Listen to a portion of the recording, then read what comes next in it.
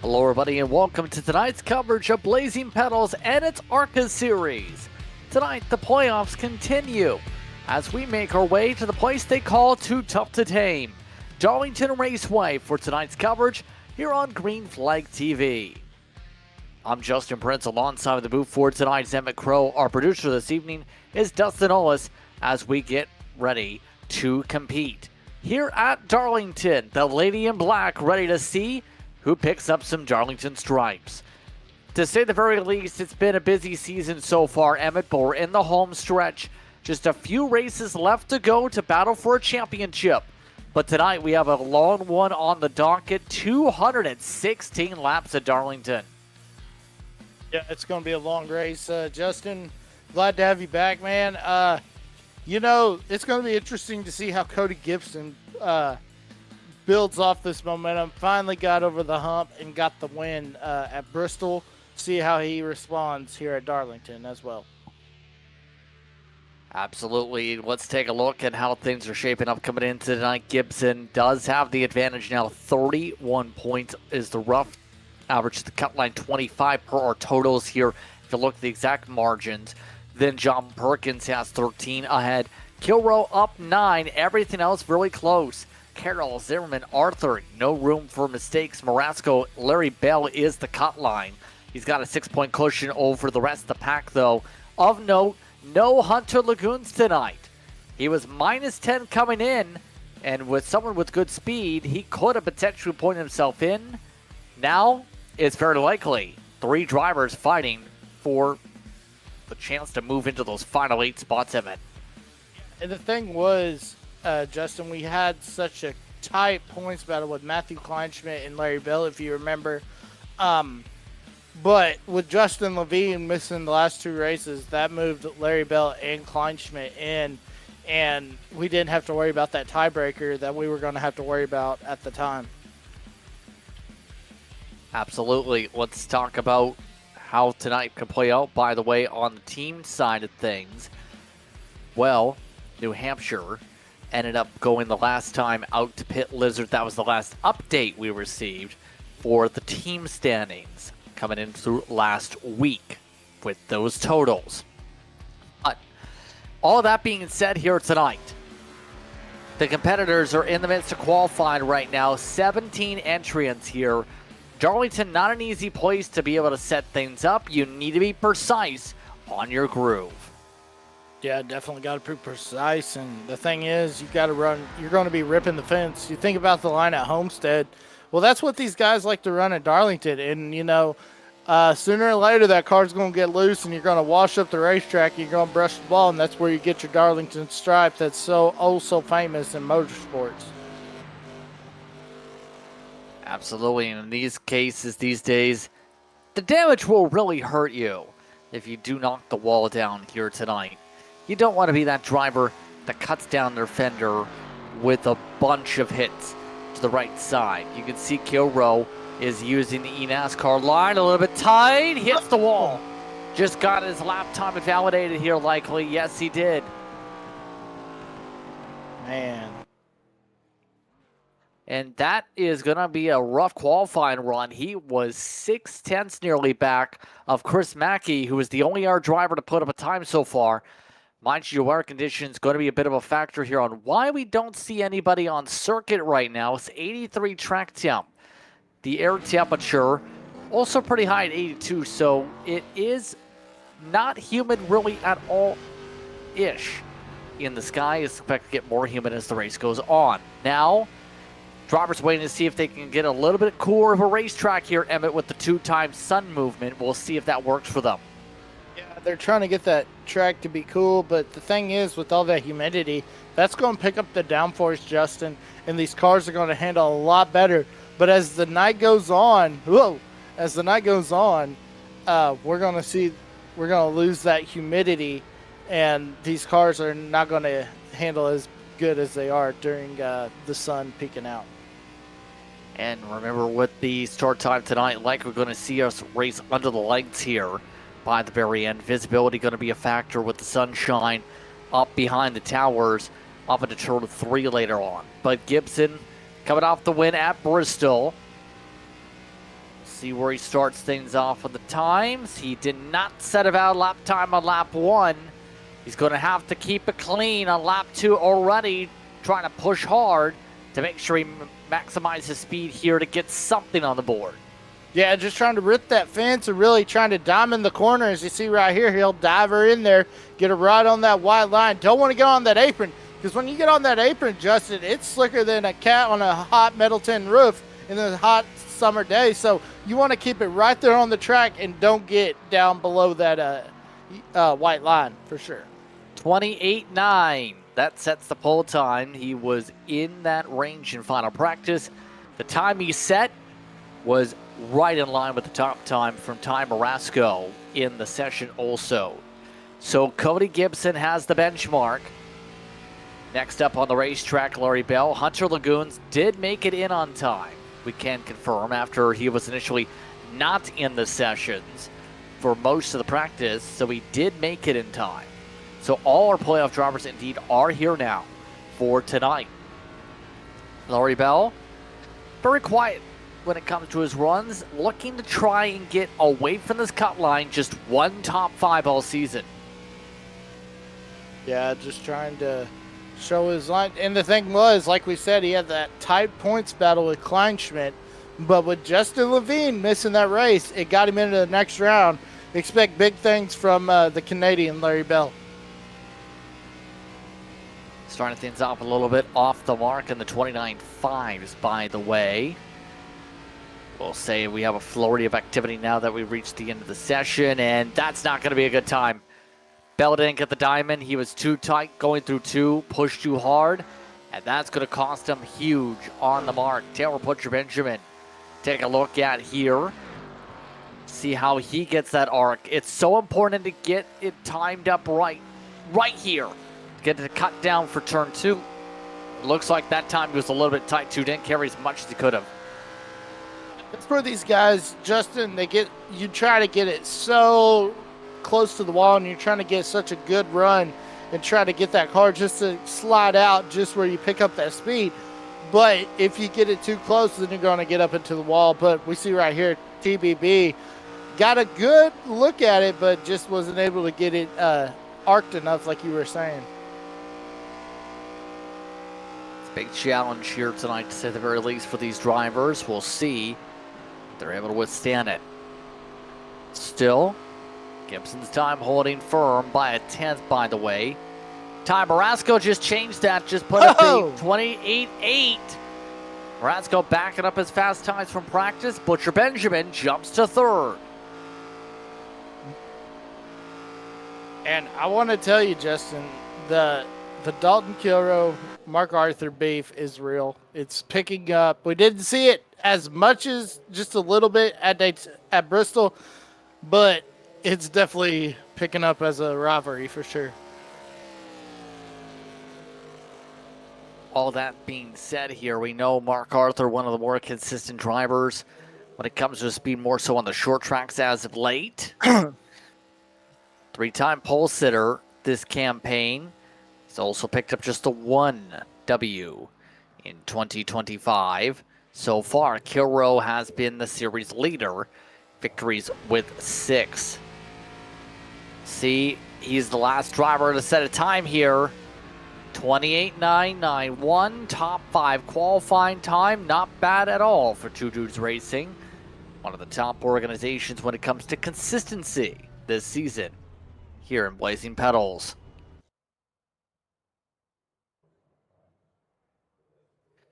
No one else on track. No one else is going to be able to set a time here. So that means your field is locked in for coverage Blazing Pedals here from Darlington.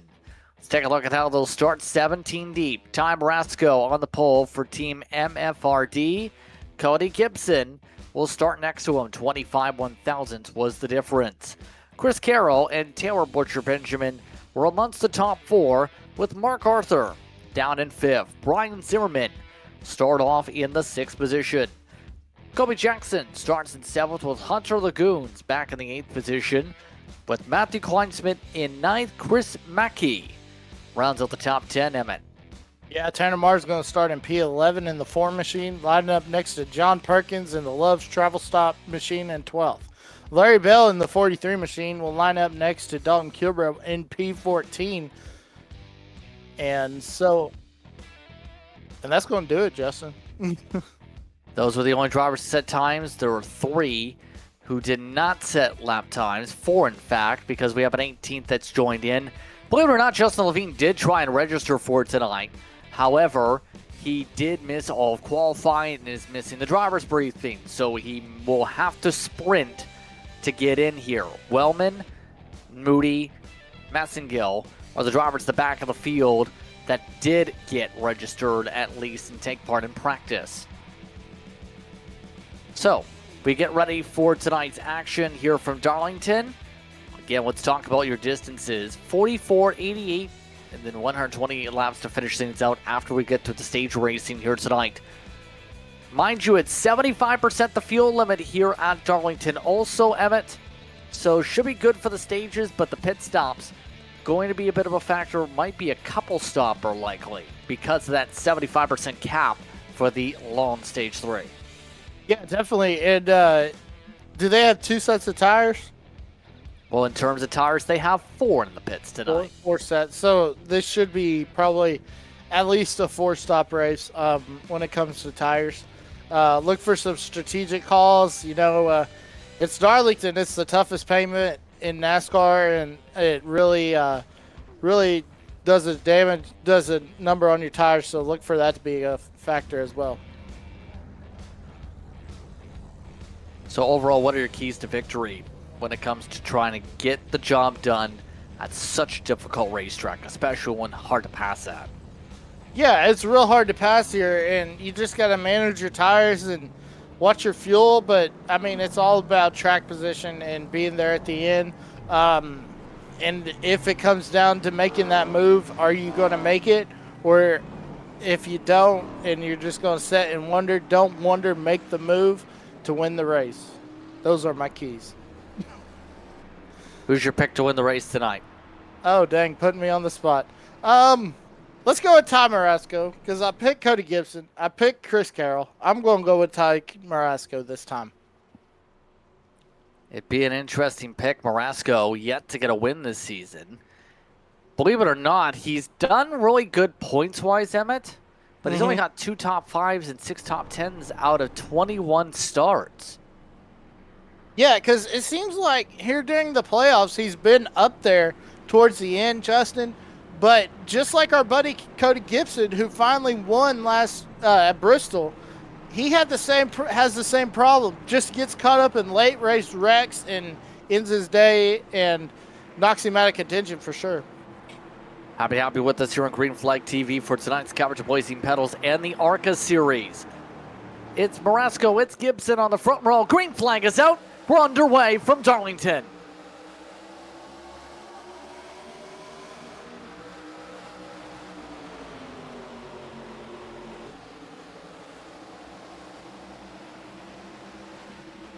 Oh, and we're wrecking for the lead. Oh, there they go. Gibson is destroyed. Absolute calamity as they scramble around. Marasco and Gibson rub fenders all through 1 and 2. And the 7 drops all the way back to 10. Oh, my gosh. Wow. We didn't even make it a lap, Justin. And already our pole sitter, Cody Gibson, is finding himself almost at the tail end. Unbelievable. Gibson not happy on the radio. Ty Marasco has a destroyed right front fender as well from that hit.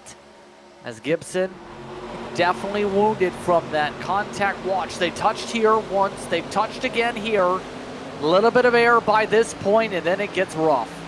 Yeah, that's what happens. And that's the thing about Darlington. Like I said, if you get close to these cars in this Gen 6 car, once you get close to it, you're going to go, it's a matter of seconds before you make contact. You either go around by yourself or you send somebody else around. Chris Carroll waiting to pick his spots here before he goes for the move here. Everyone else gaining ground a lot quicker because Marasco is dragging the front splitter across the racetrack with that damage. You see right there how crumpled it is.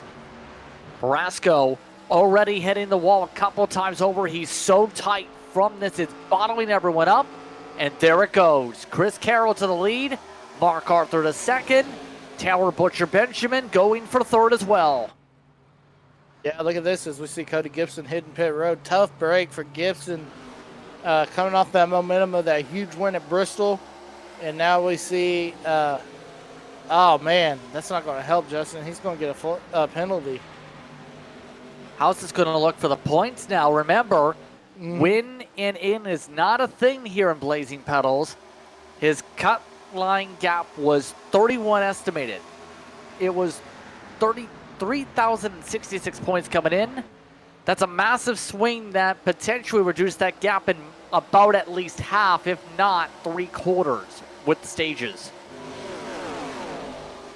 Yeah, and how long is it going to take him to fix that damage? I mean, he's been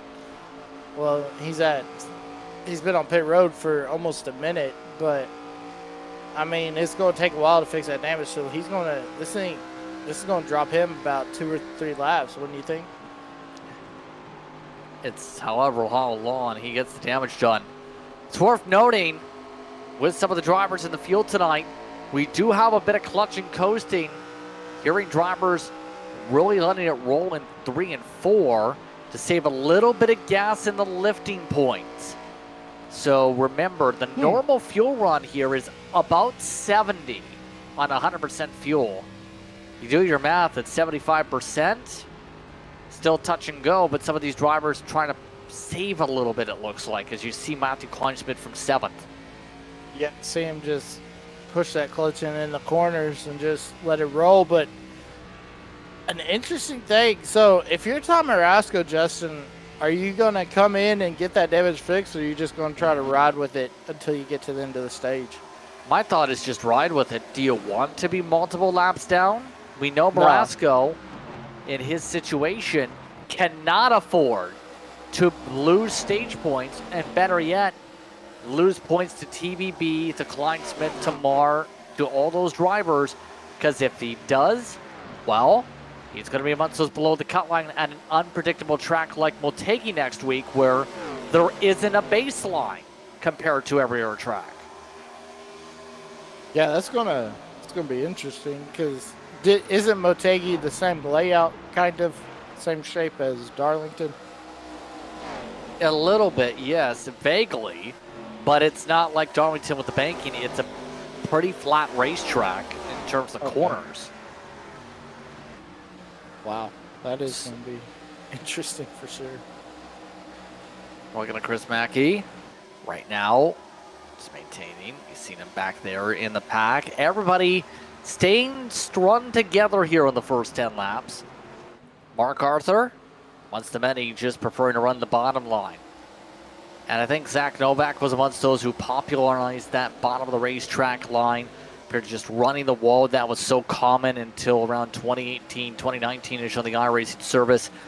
Drivers back then, especially with the dynamic track not becoming a factor after some of the later years of the 2010s, tried to search around for grip, and well, the bottom line just so happened with some of the updates to have that little grip strip that you can have compared to running the wall where you burn up the right foot and risk contact with the wall. As here we go for third again. Yeah, look at TBB right here, shoot to the inside of Marasco. He's finally going to get that position, and Taylor Butcher Benjamin, I mean, with the situation he has, he's on the up and up for sure. Nicely done. And Taylor Butcher Benjamin, though, will have to close up 7/10 to catch up to the top 2 Lagoons. Your contact up 3 already this run. Should see the lights turn on any minute, by the way. As we said, expect this to be a night race. It comes up to be a night race pretty quickly here tonight. See right now those conditions. Clouds, not major factor, but at this point, expect those track temperature to plummet just a little bit here. Although, lately, but the way the sim has worked, a lot of heat stayed retained in the racetrack because of the laps being turned here. So it does have a lot of rubber buildup that maintains some of the heat for the racing group. And also, another thing, the humidity has increased, so that's telling me that Oh, man, hard into the wall. Ty Marasco. Marasco. Yep, bouncing off of it. Thought about 3 wide for a moment. Zimmerman pushing. Dragoons in the pit lizard car. It's going in, and you hear it there. Zimmerman is clutch and coasting, as we touched upon. Still fast enough to make passes with the speed differential from the 1. Yeah, definitely got the faster car for sure because, I mean, his car's clean other than Mr. Ty Marasco, who has that huge damage. But another thing, what I was going to say, Justin, is the humidity has actually increased from 77 to 83. So that's very interesting as well. That might impact some of the engine temps actually a little bit in terms in some of the straight line speed compared to lower humidities, where it's going to cause it to be a little bit more bogged down. Kleinsmith trying to go for it. No. Having to reset. It's going to take another few moments for him to have another opportunity. Mackey might actually take the chance here. Instead, he will. So Mackey wants to move up from 9th. Kleinsmith says, if you want it so bad, take it.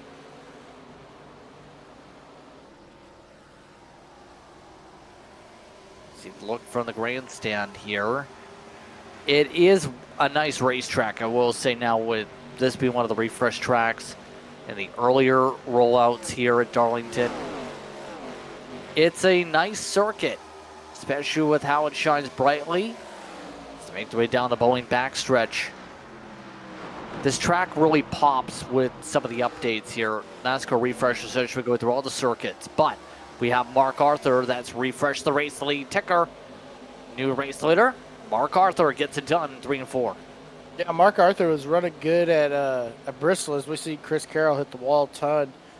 They got caught up once again in a late race wreck. But man, he was just able to drive right under him, Justin. Yep.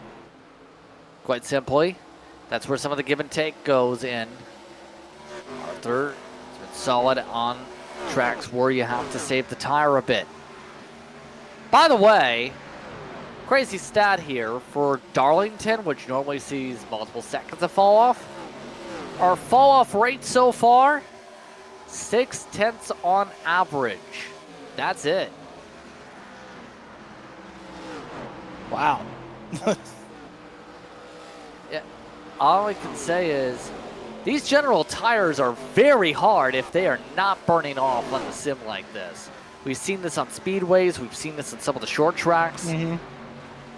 There isn't a lot of fall off these days that you expected in the past from an iRacing tire. They are really making sure these tires don't shred. Yeah, General does a great job with their tire, other than the bigger NASCAR series with Goodyear. These General tires, I've noticed, just like, I mean, not only in the sim but IRL too, they have a lot more tire wear. And speaking to a couple of my buddies that are in the ARCA Menard series, that's what they've always told me. They've said these tires are so much better, and yeah, they can last a lot of laps. Hence why where the realism comes to play here, absolutely. That's really important to actually think about, because some people think, it's about just the tires, iRacing's choice on how it burns. No, it's back in the day, it was in those fall-off bands where we've seen the multiple seconds. The data wasn't necessarily there with iRacing. Now there might be some of that to try to recreate what you would see. Mackey, chaos, caution flag is out, destroyed. Man, I'm sorry. I got a little excited right there, Justin. All of a sudden, I just saw Mackey heading to the wall, and there was no way he could save it. Unbelievable. Ty Marasco is the spark on this one. Watch the replay. Oh, yep. Ooh. Kleinschmidt and Perkins. Ooh, 2 playoff drivers. Yeah, Perkins, I think, got away with it. Kleinsmith definitely didn't. Tough break, and that's the thing about the playoffs. It's just, gosh. Yeah, that car is decimated. Oh, by the way, about a lap ago, Cody Gibson came back out of pit road 18 laps down. So if anybody is going to be out of the race from this, Gibson needs hope. He has one driver who didn't start, by the way, Kyle Wellman. Here's the look. Perkins, not sure how the nose hasn't caved in from that. Yeah, me neither. I guess maybe he didn't run into the back of him as hard as it looked. I mean, it caved in Kleinsmith's rear bumper. I know. That's what I'm saying. Like, that's where the virtual comes into play. I mean, I was going to say, it looks like he is actually slowing down, Justin, as we take a look at the replay right there. Yeah, he was trying to slow down. I will give him that credit. So, Sim gives a bit of a break. Larry Bell came down for a top off. Nicholas Moody, Mike Massengill also did the same, by the way. No surprise, no tire sets being used here. Marasco, Kleinsmith, and Mackey are the drivers with very significant damage getting repairs done on all the race cars. So, at this point, next thing you have to think about, tire spin is going to be the next part. Oh, on the restart. Yeah, definitely. I mean, we've been running 24 laps. These tires are going to be cold. Yeah, trying to get them heated up. I'd start warming them up right about coming down the back stretch on when the lights go out with one to go.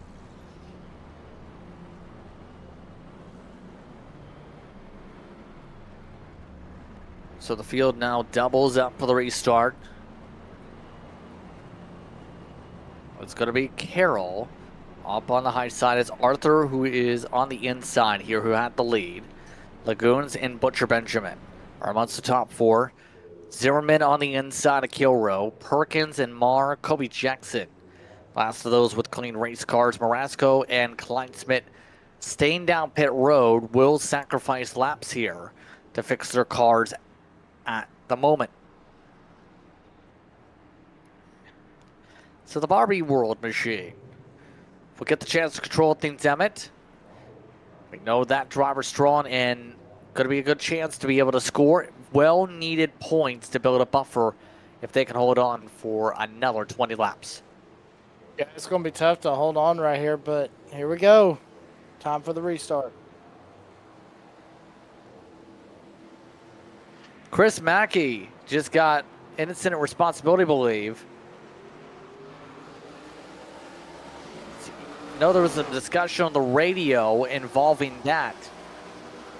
But either way, he's at the back, already laps down. We're underway. Arthur, able to get the good launch. Lagoon's got a great one. Yeah, but an interesting thing, Justin, Ty Marasco stayed out, and he didn't come get that damage fixed. Oh, he did get the damage fixed. Oh, he did get there. Okay. Yes, he is amongst those laps down here. Okay. All right. I didn't see him come down. Okay, I see it. He's a lap down. Yep. And the thing is, he's going to be on. He's the lucky dog. Oh, Kobe Jackson sideways just like in a that. wall. Just like that. Oh my gosh. Oh. Cody Gibson is destroyed. Nicholas Moody in it too. And attrition rate's pretty high tonight, just like that. Yeah, definitely. So brackets on the suspension destroyed as lookout, don't hit pit road and the barrier. Yeah, Kobe Jackson's all jacked up on Mountain Dew, it looks like. I think that's the opposite of it. But now. Jacked down. Yeah, let's take a look at this one. Was that more on Jackson hitting the wall, or was that a squeeze with Zimmerman? It was more on Jackson. You could tell Jackson was getting loose right there after he hit the wall. And you could see the back end of that car. It was starting to turn. And, I mean, it was just a racing incident. And Brian Zimmerman had nowhere to go. Watch right here, Justin.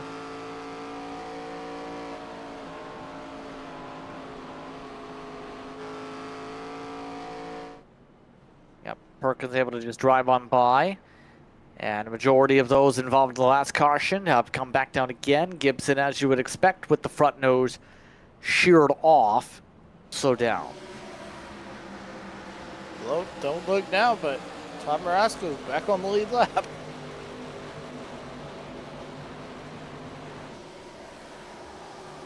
Oh my gosh.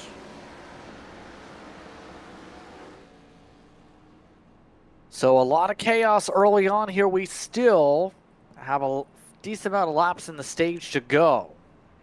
I was about to say, we're not even done with stage 1 yet. Absolutely, this has been a treacherous night for the field. But that's what you expect. Remember, the stage lap number is 44. So by the time we get back going, if math serves right, should be around less than 15 to go in stage 1 when we get back rolling. And we see Marasco on pit road just trying to get that damage fixed. As you would expect at this point, absolutely. Marasco, I believe, was in the Lucky Duck spot at the time of the caution. Yes, he was. So that's an interesting thing because now, I mean, he can sit on pit road and get it fixed, and he'll still get his lucky dog, won't he? He had to rush out of the pit road. Here's the thing. With a lot of the NASCAR refresh tracks, Emmett, we've seen it where you need to be very on point with your repairs, let's say. If you're the lucky dog, you're basically coming down when it's already 2 to go. In other words, you better get the service done quick, get off and away, or else you lose the lap immediately.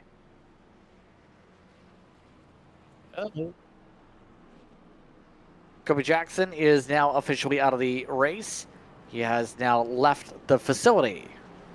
Cody Gibson is still repairing his car, so we might see the 7 back out again eventually to pick up some points.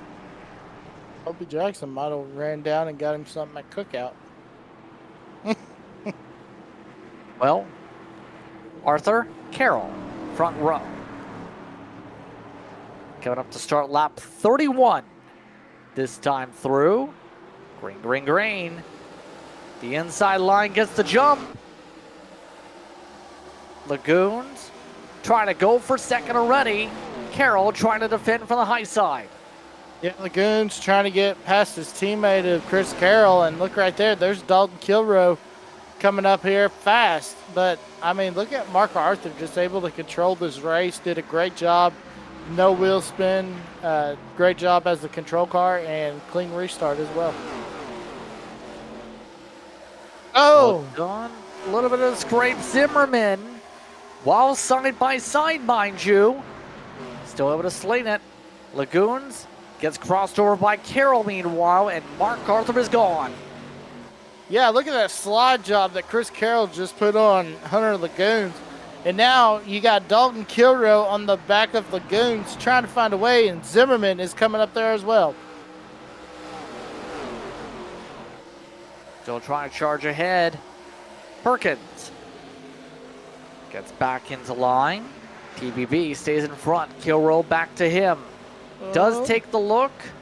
Just couldn't get the momentum and actually had to slide up to block Zimmerman's run. But Zimmerman still had kept his foot in on the throttle. Too close to the fender contact. Yeah, a little contact, but here's the thing. Remember, Dalton Kilrow was having a hard time coming into 2 in qualifying, and then that car still has not gotten better, it looks like. Yeah, it's not looking the greatest with Kilrow's defense situation here. Able to get back off Zimmerman. But Tanner Marr looking to pick up some points. He is right now just riding along to the pack. One of the drivers from Five Kings looking for someone to say king me for some points. Yeah, definitely. And as we hit 10 to go this time by, Justin, it's about to get very, very racy. Because we're getting ready down to the nitty-gritty, and who wants those stage points the most? Well, we'll see who's going to be able to claw their way forward. Mark Arthur has maintained that 7/10 of a second cushion. Carroll's not closing it rapidly like you would need to have a shot here. Looking back though, see everyone just try to sort things out like Perkins is. 29.2s for much of the field, 29.3s for your leaders. Not much time variance. Everybody seems lockstep on pace. Yeah, and I'll tell you who's going to love this if he's able to get another position. But right now, Taylor Butcher Benjamin is in place to get 4 playoff points with this 7th place finish. But he wants to go for that 5 or even that, 3 playoff points. And he wants to get that 5 or that 4. So trying to make his way up to Zimmerman and Perkins as well. See on board, this is Perkins. Zimmerman opens the door for Perkins to try and go. Zimmerman trying the outside line. That hasn't been popular tonight, and just you see that difference. Having to lift a little bit to make sure you don't slam into the safer barrier off of 4. Perkins cannot get enough overlap though to make the pass. High side rules in 1 and 2 still. Yeah, the high side is the fast line around here at Darlington. I mean, the bottom works a little bit if you get enough run, but usually you got to go to that outside line. That's going to be your line for setting somebody up for sure. By the way, Larry Bell has found a way around Marr. They have lost 2 seconds to the rest of the field. Marr at this point just trying to finish up with something in the top 10. But all that to talk about. Less than 5 to go coming up. Yeah. Closest battle still on the racetrack. Perkins still changing up his line to see can he find a way around Zimmerman. Yeah, and if these two get together, Taylor Butcher Benjamin is like a cat waiting to pounce in the weeds, looking at a dead, sick antelope right here. But look right here as we see Perkins try to get under Zimmerman. And right there, Taylor Butcher Benjamin is looking like, hey, if y'all get into the wall, I'm going to steal this from y'all. Yep. At this point, it's been a calm race outside of some of the chaos from turn 2. But at the moment, it's going to be interesting where things play out through second stage competition. Once drivers are able to stretch out their legs already, we have Kleinsman and Mackey amongst those laps down. Right now, Kleinsman in the lucky dog spot by 2 seconds as we go. Couple laps to go coming up here. Kilrow trying to run up to the back of Lagoons. Nothing doing for Ascend this time. Yeah, and Hunter's doing a great job keeping Kilrow behind him. Great young driver, really showing some talent. I mean, if you remember, he got that second place finish at New Hampshire. One of these days, this boy's going to come up with the victory for sure. It's one of those types of racetracks where a lot of success gets rewarded here if you're able to drive it. Kilrow got a good drive off of turn 4, sends it low, parks the bus on Lagoons. Here he comes. Lagoons trying to do it again. Oh, Bunched up, Zimmerman, no place to go. Coming to the white flag in stage number 1. Lagoons trying to sling it back on our slide job. Yeah, he's trying to get the side draft off the car. He's got to get out of it or they're going to get into the wall. Right there. Yep, he got into Zimmerman. Zimmerman actually accidentally got into Perkins. So Zimmerman gets moved back as a result of that contact. Coming up to the green-white checker flag, this time through. Kilrow and Lagoons have now pulled away, but it's Mark Arthur who's been able to run away 3/10 quicker than Chris Carroll last time by. Mark Arthur gets the stage, does so in strong fashion. Carroll, Kilrow, Lagoons, Perkins, the top 5. Zimmerman, Butcher Benjamin, Bell, Marr, Massengill are in your top 10 here, Emmett. So it worked out for Mike Massengill. He brought her home P10. And he's going to get some playoff points as well to build on that cushion to get up to that cutoff line, guys. Absolutely. So the field will catch up to the pace car here. It's a good time to remind you that this series does have a sponsor that backs it, Ohio and Indiana Roofing, a premier roofing contractor. They're a sister company to the Bruns Construction Enterprise that specializes in commercial and industrial roofing. They're committed to accommodating the unique needs of each client and offer creative solutions to meet those needs.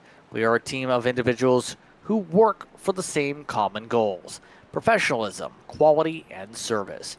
Services offered include preventative maintenance, re-roof and new construction, infrared scanner, green roof solutions, metal, retrofit, emergency repair services, and more. Please visit oiroofing.com for more information. So, field comes down pit road. Oh, contact! Big checkup, and Kilrow got punted into the wall from it. Oh my gosh. Yeah, that's a bit of a fender bender in a parking lot if I ever seen one. Everybody's come down except for Kleinsmith, who got the lucky dog. So the 59 is back in the lead lap. Should see everybody take tires, you'd have to think here. Let's see again. Arthur, what's the term I remember David Schodell saying? Jimmy Jacking, he called it. Jimmy Jack. Well, Hunter Lagoon's got his front nose crushed in from the checkup situation, by the way. So Lagoon's have to get repairs, and we have Carroll taking two. Actually, I don't think Carroll didn't go on the jacks here, Emmett. I am not sure why he didn't take tires. Yeah, that is that is interesting call, unless he thinks this is going to be a caution field stage. Yeah, doesn't get out on the jacks. No tires at Darlington after 44 laps is a decision. Wow. I've never seen that before. Well, we'll see where this goes. We're at one to go already, otherwise we would try and bring him up to ask. But this is, if you want clean air, I think clean air is going to be the difference, I guess. This is your test. Larry Bell, EOL penalty, just pit with the pit road closed. So Mark Arthur in second, Dalton Kilrow third, Butcher Benjamin fourth, Perkins, Marr, Massengill, Moody Lagoons with the damage repair in ninth. Zimmerman will start in 10th position. We'll say the field is mightily happy on the radio, at least. People are having fun right now. Are you having fun? I'm having a blast. Usually this is about the time where in real life I ask the same question to the crowd and the crowd goes wild. Yeah, there's probably a few beverages mixed in there. Well, we go to lap 88 this time. Stage 2, ready to roll. Watch the tire spin. Green flag is out. And it looks like no tire spin up front. Where does Carroll now lie after this? Oh, let's find out. Watch these two right here. Look who's up here. Kilrow and Arthur. Ooh, Zimmerman got shot way down to the apron. Yeah, still down to the bottom. Kilrow trying to take away from the 12. This is what Carroll wanted to see. Butcher Benjamin electing to lift to try and let them sort it out themselves. And it looks like Kilrow gives up the ghost. Not so fast by Fred. He might come back with the crossover. Not able to do so. And now, here comes the true test. What happens to Carroll? 30.7 last time by. Some of the air drivers now turn up the wick. Carroll went to the 29.2s now on the second time around, but Arthur is pushing hard. You see the drag. Carroll's done it a couple times tonight with Darlington stripes. Arthur is coming up strong. Yeah, Arthur got the straightaway speed, and it's not going to be enough. He's just going to rocket past Carroll.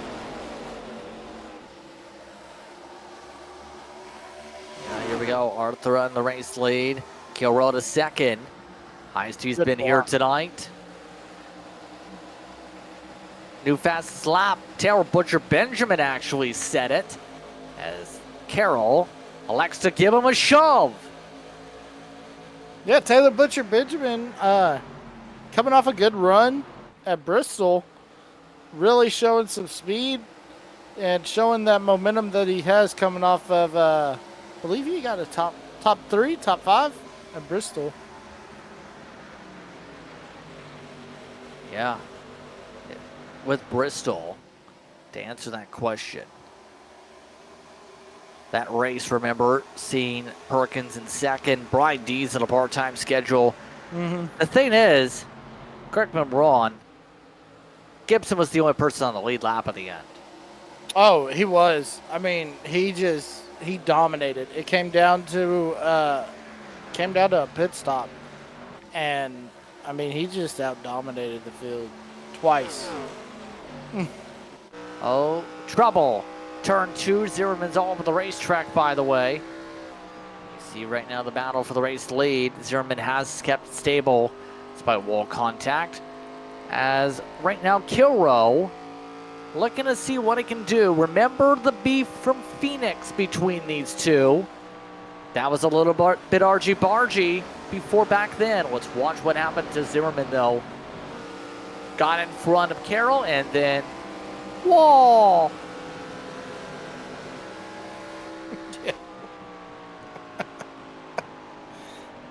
Oh, man. Yep. You gotta love when the wall ends up becoming a factor. I thought you were doing some kung fu or something. I'm saying it's the wall. He hit the wall. What else can I say? All of this as well. By the way, Tanner Marr is, believe it or not, up in 4th here. Not bad for the short run. He's 2/10 off the leader's pace, though. John Perkins closing up pretty quickly. Yeah, John Perkins, I mean, like we said, coming off that runner-up finish at Bristol. Really showing some speed in this 33 Loves travel stop machine. Justin, have you ever been to a Loves travel stop? I think once. Yeah, they. I've got them all over here. That's why I was wondering.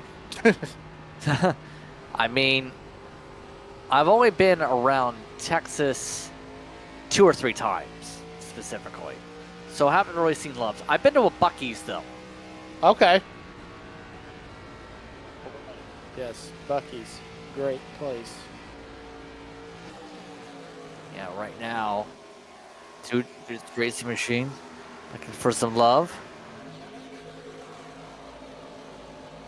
Yeah, there's the old Bucky Beaver. I was at Bucky's yesterday, actually. That's a little bit of a conflict of interest on sponsorship, though. Well, the cool thing about Loves is a lot of people don't know. So they were actually started in Oklahoma, and they. Yeah, wow, he's got all 3 of them on there. But yeah, started in Oklahoma, and the original owner's wife just passed away this last year. So now the family of the kids owns it. Wow. Interesting what you can learn.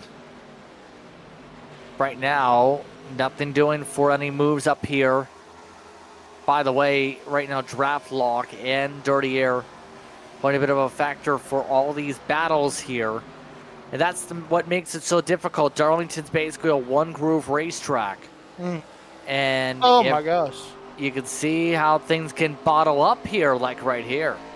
Yeah, Mike Massagill, I think he was ready to go, and that's a beautiful sponsor. Is that a Blackhawk Museum on the front of that car? That's his See race Blackhawk. team. Oh, that's awesome. Blackhawk Motorsports, remember. Him and Nick Moody are teammates, remember.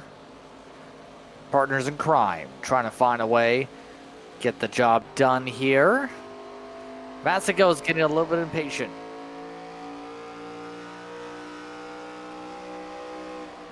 Meanwhile, why don't we take an opportunity here as this run continues to listen in on board. Let's go Green Flag TV full throttle with this group.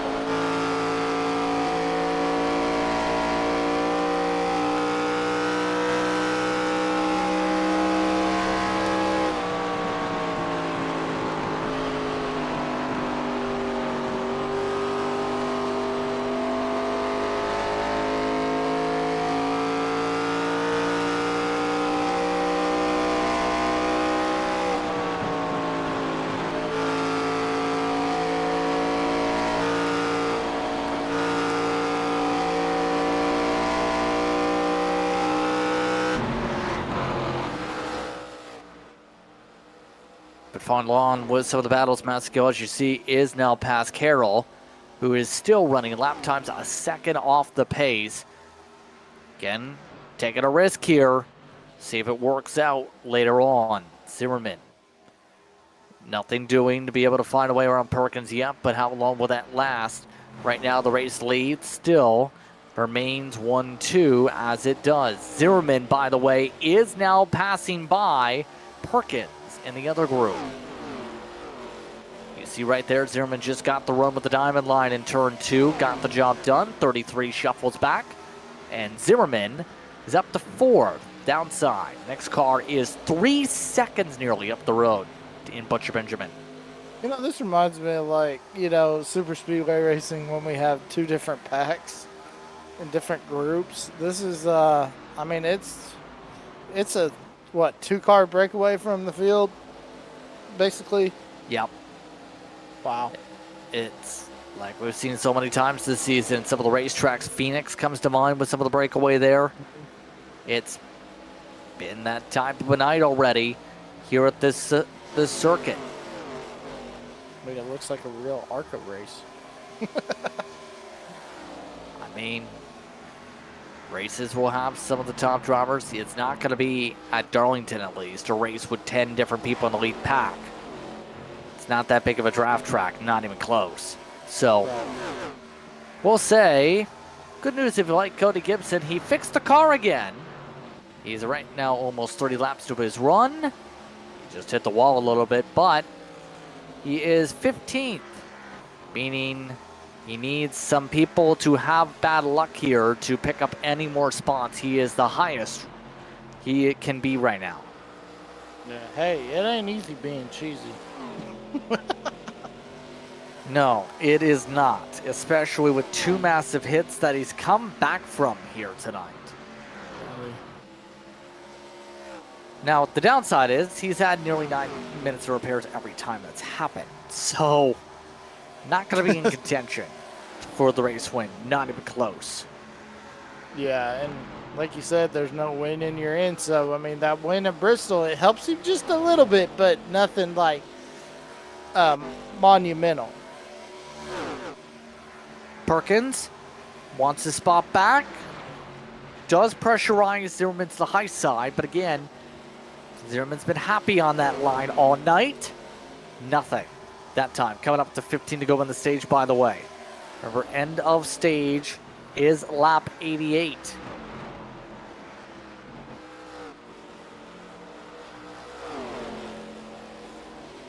See them just thinking about when the opportunities will come into strike possibly here. So at this point, what's that mindset like to try and get some of these passes, knowing how difficult it's been to build up these runs, especially out of turn 2? Yeah, you just gotta, I mean, now it's time to go. You know, we got what? Lap 78's stage end, right? Yep. Yeah, lap so- 88. Oh, lap 88. Okay. So you still got a little bit of time. So when I hit lap 78, that's when I hit my go button. That means that's when it's time to go. Get as many positions as you can. Hold on to those positions because you never know. We could get a caution and it could be the end of that stage and the stage could end short. You never know. Oh! Oh, Moody having some problems here. 3 times in the wall hearing already. His Blackhawk machine not having fun. Had already passed by Carroll and then scrubs the fence. Yeah, tough break for Moody. The sheriff.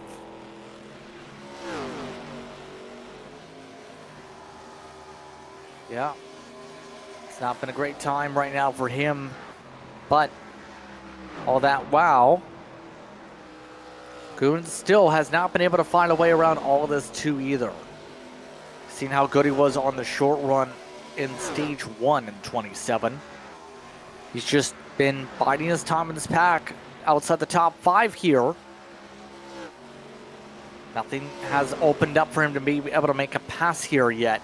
In that 27, he's not been able to force anything. Yeah, but keep an eye on that 27 because something's going to open up or he's going to, I mean, he's not really going to force his way, per se, but he's going to try to get this position. Oh, wow. Oh, a little bit of a checkup again. Zimmerman keeps letting the door open up a little bit, Emmett, but not enough to actually get something done. Yeah, definitely. You see him lifting every time. Oh, my gosh, right there.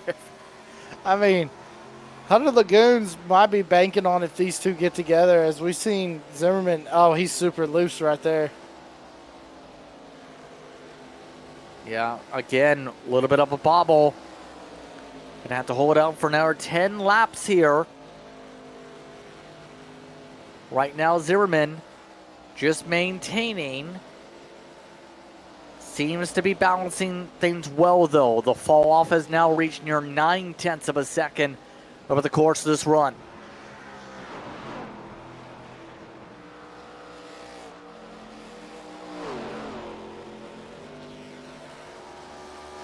Chris Carroll, go ahead. I was going to say, no, it's interesting. You were just going to bring up Chris Carroll. I got to thinking, he never pitted. Chris Carroll, he never took the tires, remember? Right, I'm talking about he never came in again and got tires. He stayed out on these old tires the whole run. Wow.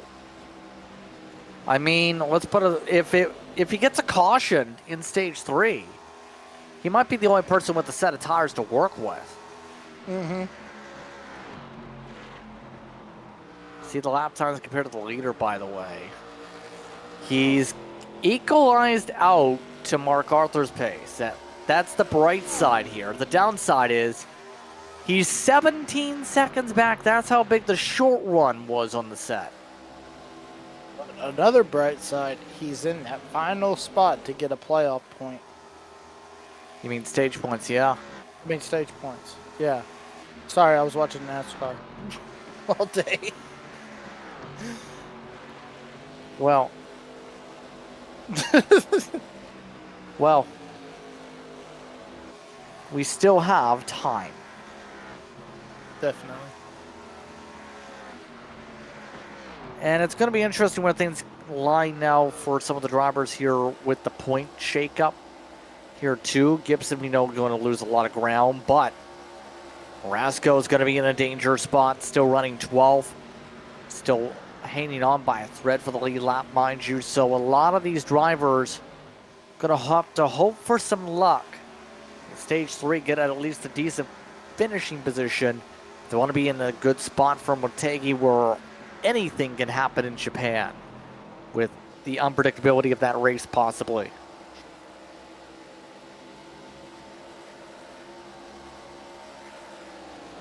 Yeah, I'm excited. I've never been over to Japan, so I'm really excited. I'm going to do the race in a kimono, so that will be interesting as well.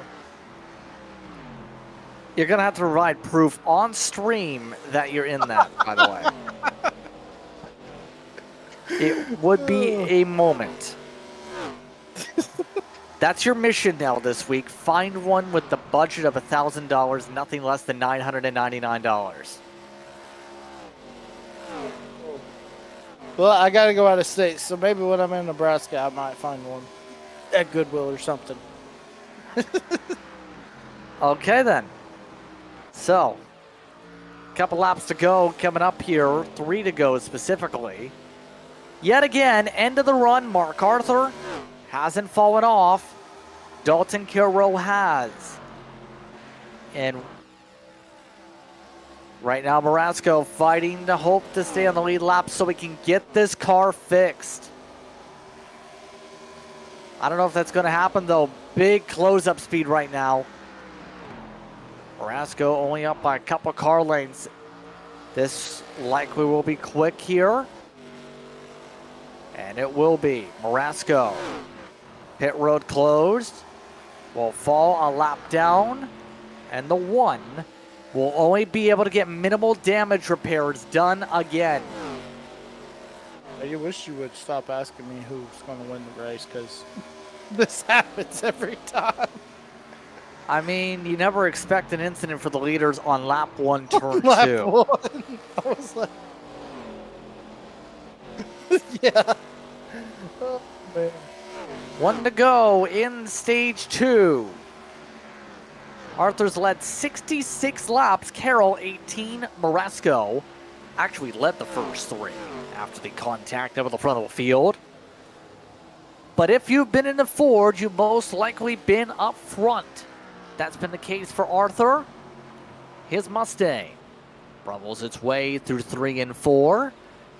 For the second time tonight, a stage win will go to Barbie. Mark Arthur gets the stage over Kilroe. TBB, Zimmerman and Perkins, the top 5. Lagoons in 6, Marr in 7th, Massengill, Bell, Carroll are your top 10. So Carroll does hold on to the top 10 at least with the tire strat situation.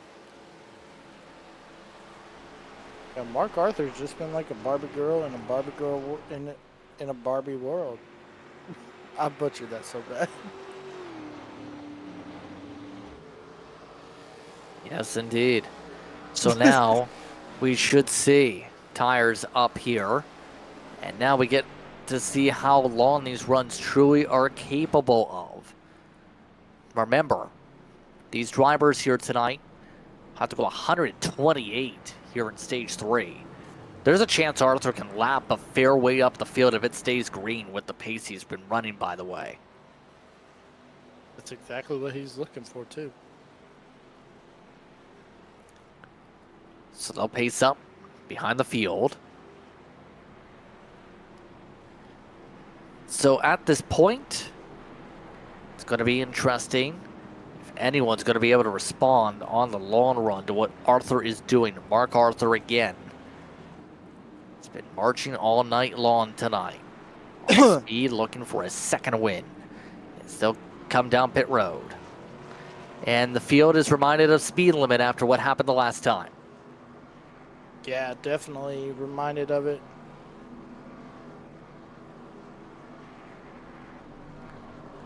Yep, no issues this time. Rasco is your lucky dog this caution. Cody Gibson appears to be taking the wave around at least, get a lap back. As Lagoons picks up speeding down the pit lane. Oh, man. Tough break for Lagoons. Was coming around and was having a good run for sure. Butcherman went too deep in the pit box. Mistake there. And as you would expect here, Carroll is taking a set this time. Race off pit road's pretty close, actually. Arthur holds back Kilrow. Zimmerman comes out third. Butcher Benjamin was mistakenly lost a spot. Carroll comes out seventh, actually. Able to beat Massengill, Bell, and Marr out.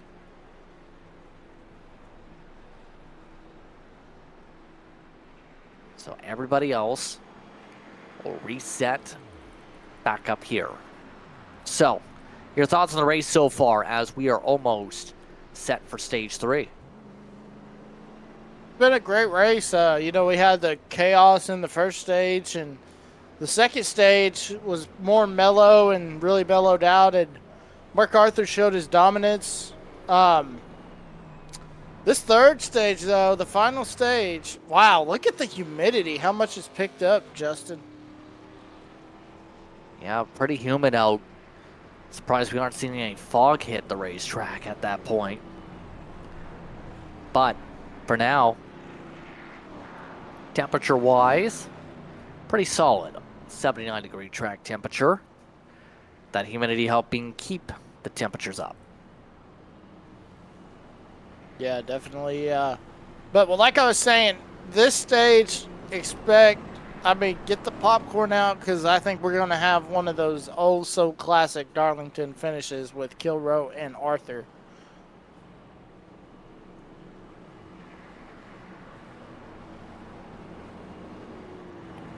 Kleinsmith still down pit road, still getting repairs done, by the way. Arthur, Kilrow on the front row. German, Perkins, row 2. TBB, Carroll, row 3. Massengill, Bell, row 4. Marr and Moody, row 5.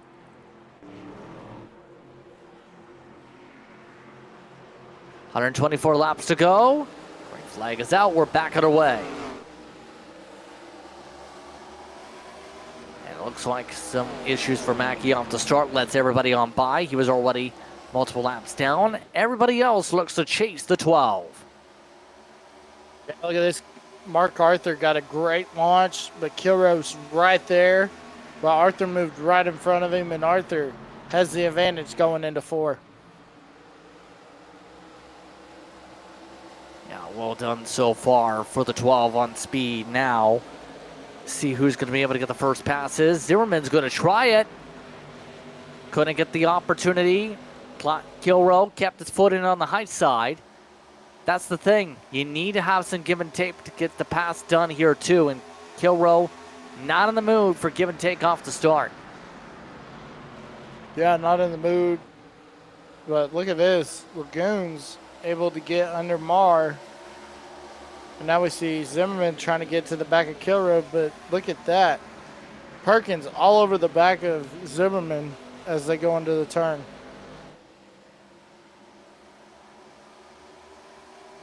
See Arthur turning fast lap times up the front of the field as you would expect in clean air, by the way. Zimmerman, Muzzle's preferring to still run up at the high line, as we've seen all night, and this time it could cost him. Perkins had to check up for him. Lagoon's making up some ground behind him, while Perkins makes a slide job in front of him. What a move by Perkins, but look at TBB. He's trying to take advantage of it. As Mark Arthur sets the fastest lap of the race, guys. Yeah, he is flying up front, but all of this as well Things get caught up. Carroll is already up to 5th here. Got to pick up at least one spot with the checkup situation. So everyone's starting to lose a little bit of ground. Third on back with all this heavy battling here at the moment. Carroll trying to battle with the throttle.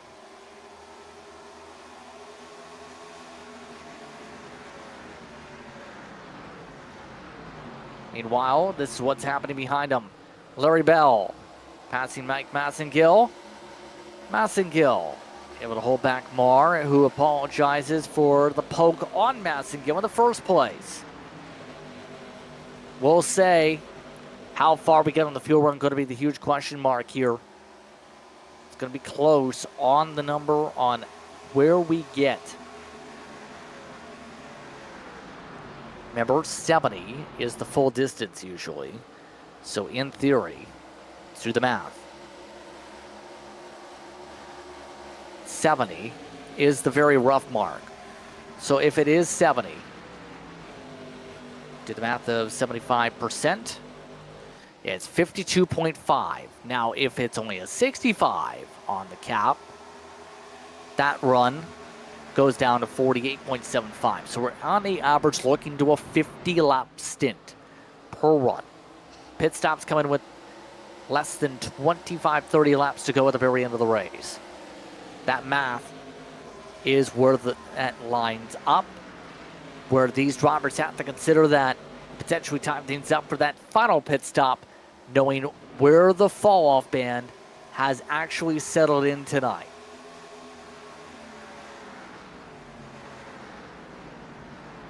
Looking around at some of the other drivers as we go. Bell, Mutzel's trying the high line.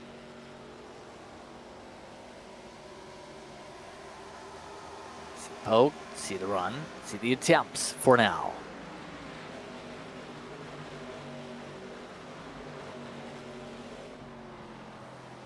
Still, Butcher Benjamin doing a good job keeping up here. Last time by, Butcher Benjamin was actually quicker than Carroll.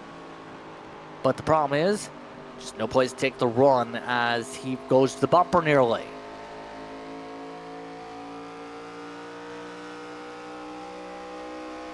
Rick and Morty Machine has had speed all season.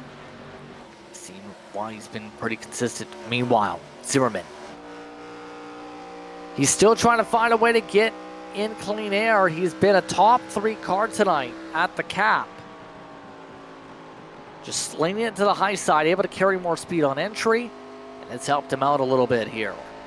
Yeah, definitely helped him out, and that's the thing about Zimmerman. You know, like you said, he's been showing speed all night, but I see Perkins was finally able to get around him, and now Perkins, man, got his eyes set on Kilroe and possibly even Mark Arthur.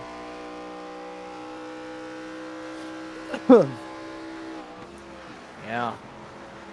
And right now, Zimmerman, at the very least, I think is going to finish still top 5. The thing is going to be where things end up with cycles, because we know how difficult pit entry is going to be here later on in the run. This is not an easy place to have to peel off the racetrack, mind you, because of how the O line works and how that cone, you have to turn so sharp to get into the lane. Later on, there's so many opportunities for drivers to make mistakes on that peel in, so you have to be perfect on that entry. Yeah, definitely have to be perfect, as we see Chris Carroll getting into the wall right there.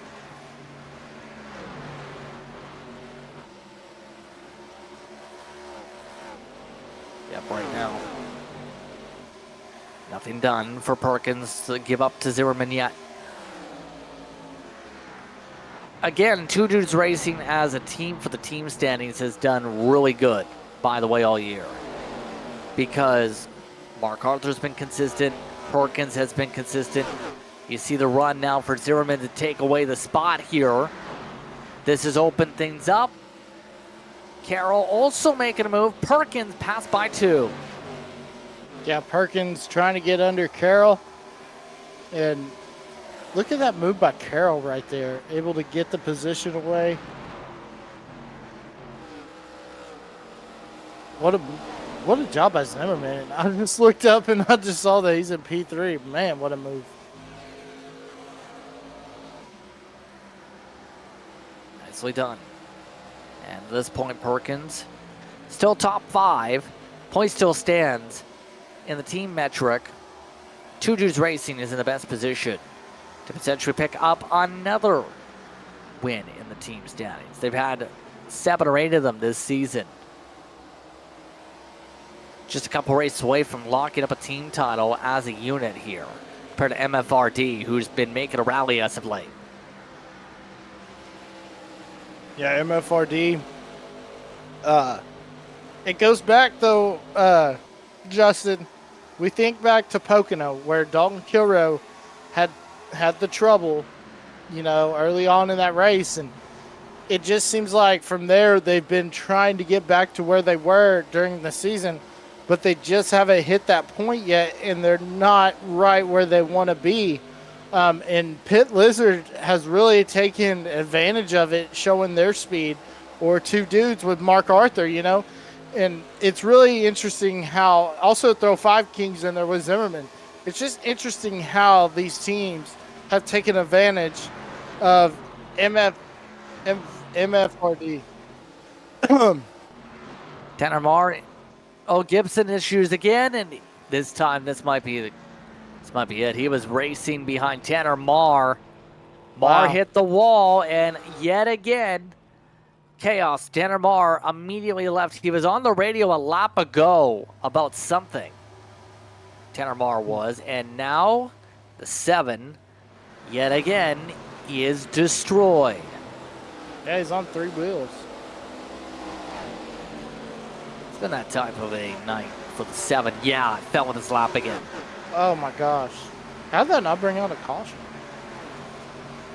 Again, that's kind of what happens when someone leaves before they even hit the wall. He disintegrated. Yeah, the Thanos snap comes into play. That's at least the factor there. I need Spider-Man to go back in time and tell Iron Man. I never actually watched the movie, so I have no idea what the reference is. But Matthew Kleinsmith is just crawling around the track. This is the lap before. See, Tanner Marr was really slow in the first place. Well, and this is about where they run the radio.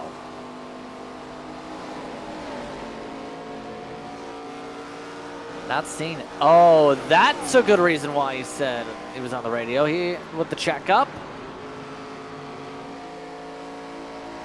Probably apologized Tanner Marr in that scene. And then he makes a bigger mistake.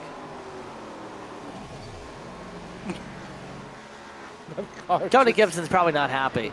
Zimmerman, by the way, just got uprooted by Carroll to take over the 3rd spot. Yeah, Carroll showing that speed that we've seen on those short tracks. We've seen the speed from Carroll, just like we saw from Arthur. But now we're seeing Carroll on the intermediate tracks. By the way, we are already past halfway if you've done the math. That halfway was a few moments ago during some of that chaos there. So, 102 laps to work with here from Darlington. Might be in Gibson's best interest to get back in the race here. Maybe steal Tanner Marr's spot for an air point. For those wondering that spot. But, you see Perkins running a little bit lower here, trying to keep away from the wall, make sure he doesn't get the Darlington stripe compared to TBB, who's been trying to ramp up a little bit more speed in the corners. You see that line difference. Yeah, definitely see the line difference as we see TBB trying to get under Perkins. But yeah, Chris Carroll, it's amazing how different that car handles when he's got tires, isn't it? Yeah, it is. You can tell he's fast, but not race-winning speed fast tonight. No, I don't think anybody's going to be able to touch Arthur. Well, we've seen mistakes on pit road before. And well, You still have 100 laps to see how things really shake up. About halfway to the fuel run per the math, by the way. Yeah, so this is about to get interesting. We're going to see some... Oh, man, that's tough for the playoffs. Early Bell, Justin, disconnected because of internet. I think he just quit. Wow. Larry Bell blew the motor, we can confirm, in turn 3. I am not sure how, but he popped the motor. So I think it went to neutral on Bell. We might have to see if we can look at it, because he basically left the session mid-slide from a blown motor. Watch this. Yeah, it just went pop into neutral. Wow. And it's funny you say that, Justin, because you were just talking about with all this humidity, you're surprised you haven't seen any engine temps getting up, and now we see Larry Bell pop his motor out. So as a driver, are you a little nervous about that? If I have damage, maybe. But in this series, you know where the tape is at, you know where the management is at. If the nose is damaged, then it's a panic a little bit, because those temperatures usually spike if the front nose is crushed in.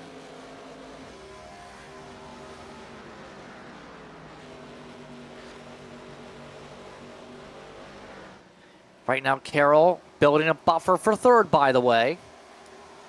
A little bit quicker than Zimmerman by a couple 100ths of a second last time by. Over the past 5, he has been quicker by almost a 10th.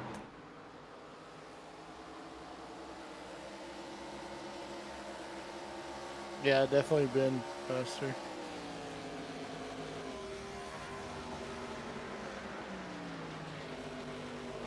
Those last 2 issues, by the way, if Gibson can come back on the racetrack for a third time from big repairs, could potentially make up ground. Thing is, Gibson is out of the car this time, and he's got heavy damage. So Man. It's a mighty if. Somebody needs to get on the phone and tell Gibson to get his butt back in his car and get out there so he can pick up these positions, because it's going to come down to when we get down to the nitty gritty. I mean, it could come down to tonight as whether or not he's in the next round or not. On board with Hunter Goons, meanwhile, still watching back at some of the battles as we go. You see Perkins now closing on Zimmerman. Looks like the 33 wants to regain this one. The Two Dudes machine gets some give and take from Zimmerman. Zimmerman says, you take it. It's his. Yeah, look at Perkins. Able to take the position away. Now Perkins trying to catch up to Chris Carroll as this battle for fourth is not over, guys. No. You have Butcher Benjamin, you have Lagoons try to run that very low line to make that stick. I think Zimmerman could defend for a while. It's just going to be how well the corner exit plays out for drivers like Butcher Benjamin to close on the pass. Right now, Butcher Benjamin's just not getting that arc down like we just seen from some of the drivers earlier on to get a chance to make a move. Yeah, definitely.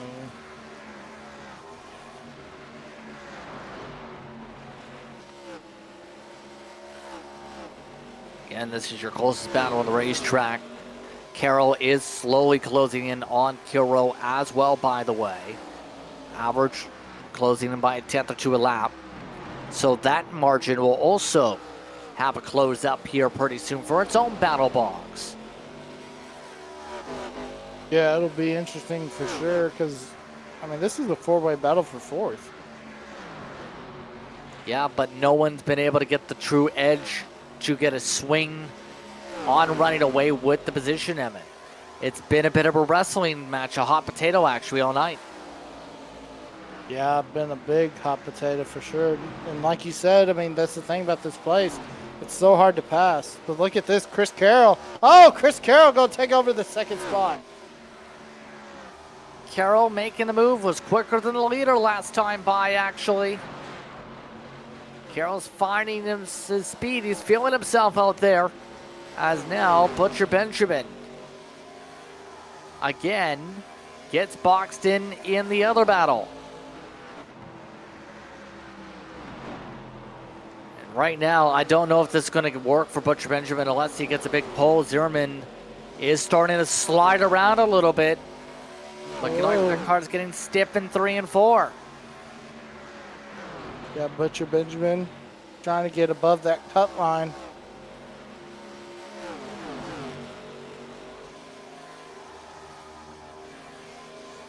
He could really do it if he gets these 2 positions.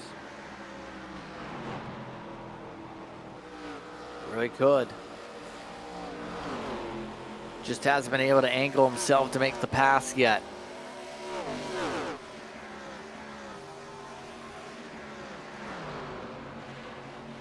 No place to poke, no place to go, nothing to do except log the laps, knowing pit stops are coming up soon.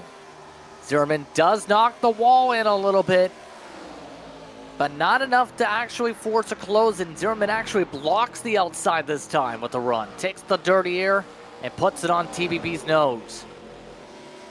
Yeah, puts it right on that nose, and now he's trying to get, as you see TBB just looking for a way to get around Zimmerman.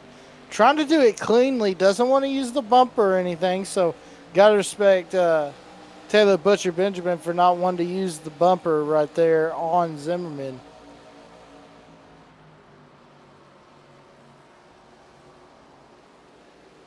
Yep, absolutely.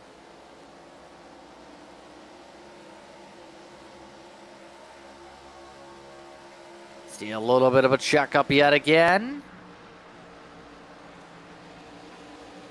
Right now, Lagoon's looking to see if there's a chance for him. We know Lagoons has had good speed all throughout the season, but right now needs spots. 3-time pole sitter, 10 top 5s, 14 top 10s, just with the point situation is not in a great spot because Lagoons lost 8 spots in the standings after last time out because he finished in 16th in that race. That's how big a bad run comes to be. His first DNF since Milwaukee Mile in August is why Lagoons is in need to go offensive mode here as he takes a small peek. Yeah, Hunter Lagoons, I couldn't believe that at Milwaukee. Had a great run, you know, but then he comes back and responds with the strong run at New Hampshire. So, I mean, nearly wins. So he comes back in the playoffs and really showed that speed that we were wanting to see. So that's why Hunter Lagoons is in this situation. If he gets these 2 positions, he'll be looking really good as we head to Motegi. Motegi, you mean? Motegi, sorry. Motegi. Motegi.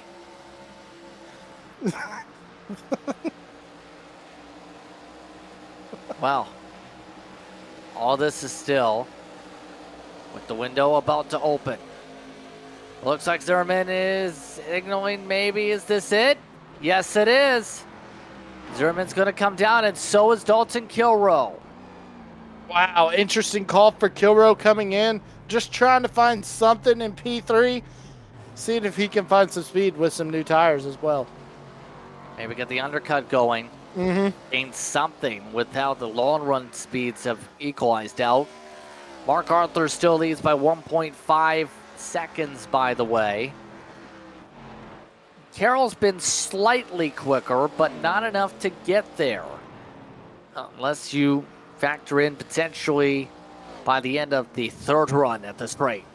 Perkins is in. So is Lagoons. Yeah, Lagoons comes in. Everybody coming in. So now, does Arthur stay out and try to get everybody to lap down and then come in? I don't think urgency is... Was he trying to pit there and just miss the entry? That was a really slow run through turns 3 and 4 there. Yeah, Chris Carroll was able to close in quite a bit I think that's what happened, Justin. This time, Nicholas Moody had tried to pit last time by, rather. He's out of gas. I think his engine. Oh, yes, indeed. I think he was trying to hold in the clutch at least, but nope. Here comes Arthur Oh, my with the gosh. slide. Yeah, I think he got her down there. I think he got her down. Oh, and the 60 stops on pit road, officially out. Uh-oh. Is Arthur out? He's shaking. Arthur is shaking on pit road. He is struggling to maintain speed limit here. And Arthur is risking speeding with the way he's going. Yeah, definitely risking speeding. But he slides into a stall and gets his tires. And Terrell Butcher Benjamin is at least still out there on the racetrack. A little bit surprising to me at this far compared to some of the others here. But this is his play. Let's see if it works. Arthur looks like he was able to jump Chris Carroll in the pits. Well, hold on one second. They're side by side coming out pit road right now. Butcher Benjamin's coming in. It's side by side for the net lead. And oh, Kilroe jumps them both. Wow.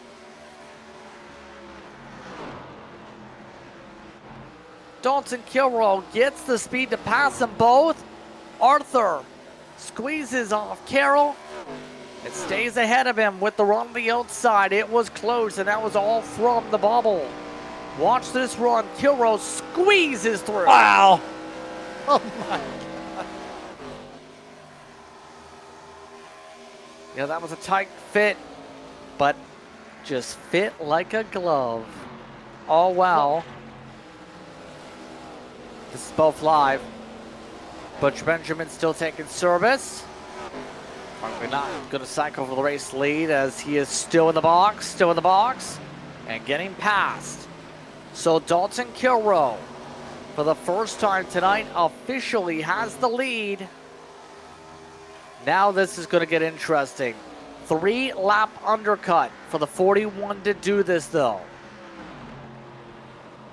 Yeah, this is the first time we've seen Kilroe lead in quite a while in the playoffs.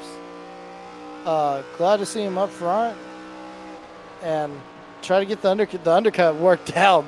I mean, just by inches, if not centimeters. That was definitely close for sure.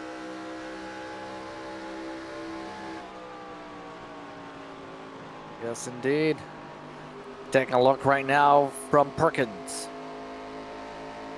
This pack cycled about a second and a half back of the main three.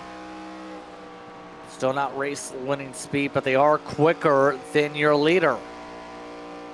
See Zimmerman almost pushing too tight in the corner. Can Perkins take advantage? Not yet. Yeah, Perkins trying to take advantage of Zimmerman, trying to get this position for P4.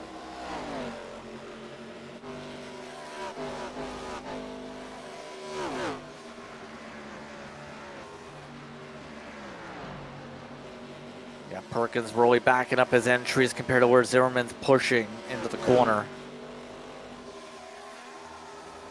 Still 73 to go coming up.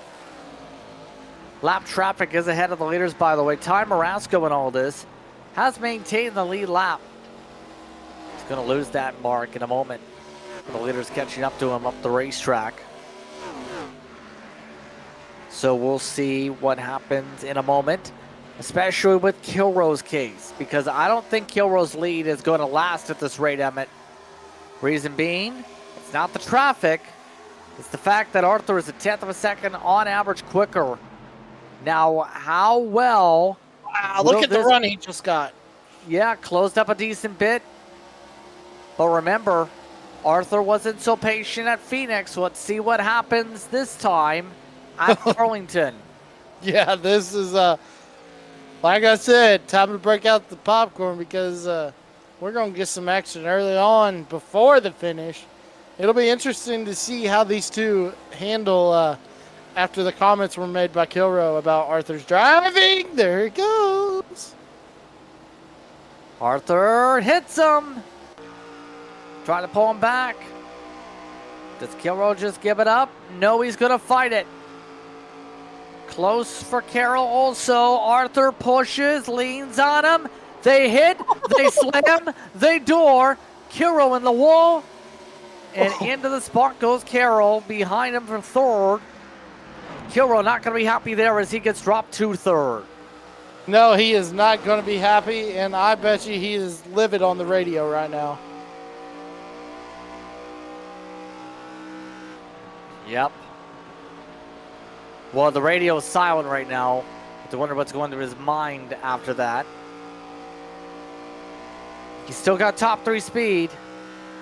Just that he got shuffled big time. 30.4 last time. Yeah, that now is the thing. Can he get around Chris Carroll? You know, he's had trouble getting around Carroll, you know, for a couple weeks. Is he able to finally get around Carroll and chase Arthur back down?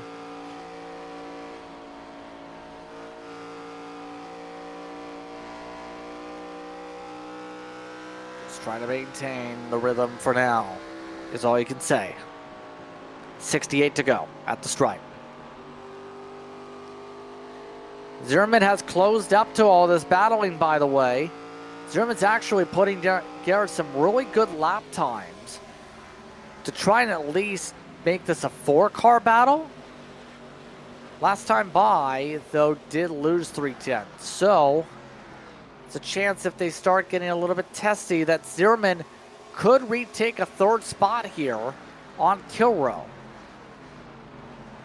If he's got a big enough run, he could, but look at Kilrow coming up on the back of Chris Carroll.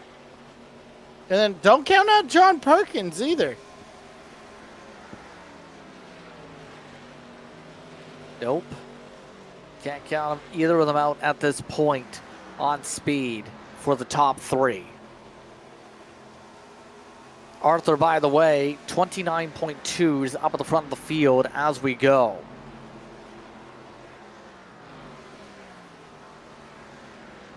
Yeah, and all this battling is just going to help Arthur widen that gap out as long as Kilro's trying. I mean, Carroll's doing a great job with the defensive side of driving, keeping Kilrow at bay in 3rd. But all this battling as Kilro's trying desperately to get around the 97 is helping Mark Arthur widen that gap to 2nd. By the way, for those curious, Taylor Butcher Benjamin is still on track with his undercut. It definitely didn't work out for him with, or rather the overcut, should say. 5 seconds back to the nearest car. He's gone from being in the conversation for the top 5 to not even being close to these fights. Big difference of a couple laps on the racetrack. Yeah, real big difference as we see Kilrow. Oh, man. Little tire smoke. I think Carroll tried to. Oh, Brian Zimmerman brushes the wall. Zimmerman's okay, though. Just a little bit of lost time. He's been able to withstand the scrapes tonight. Hasn't cut the fender. Hasn't been too hard to break anything. That's been the key difference. Small scrapes you can get away with. The big hits to the front tire on the right front, that's a completely different thing. Yeah, definitely. So let me ask you this, Justin. If Kilro's able to get to the back of Arthur, do you think he's going to race him clean or unclean? I think you'd think it'd be clean. You don't want to wreck. You don't want to wreck somebody from the front. I know we've seen the Archie Barginess in the first place for the race lead this past time by, but do you want to risk your entire race in general over it is a huge question. Right. Now let me ask you this. If it's a green-white checker situation. Well, you might see contact there because that might be your only shot to win the race. Right. And that's what, if you remember right, one of my keys was, are you going to make that move to win your race, or are you going to just not do it and wonder what could have been?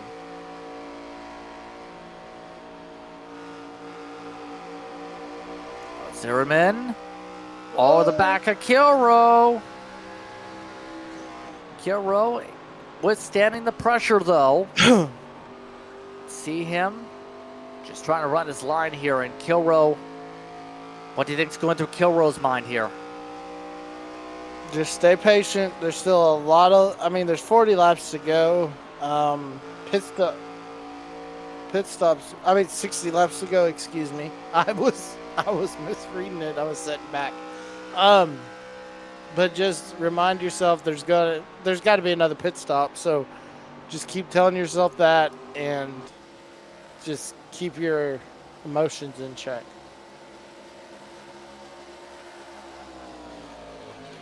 Here we go, side by side.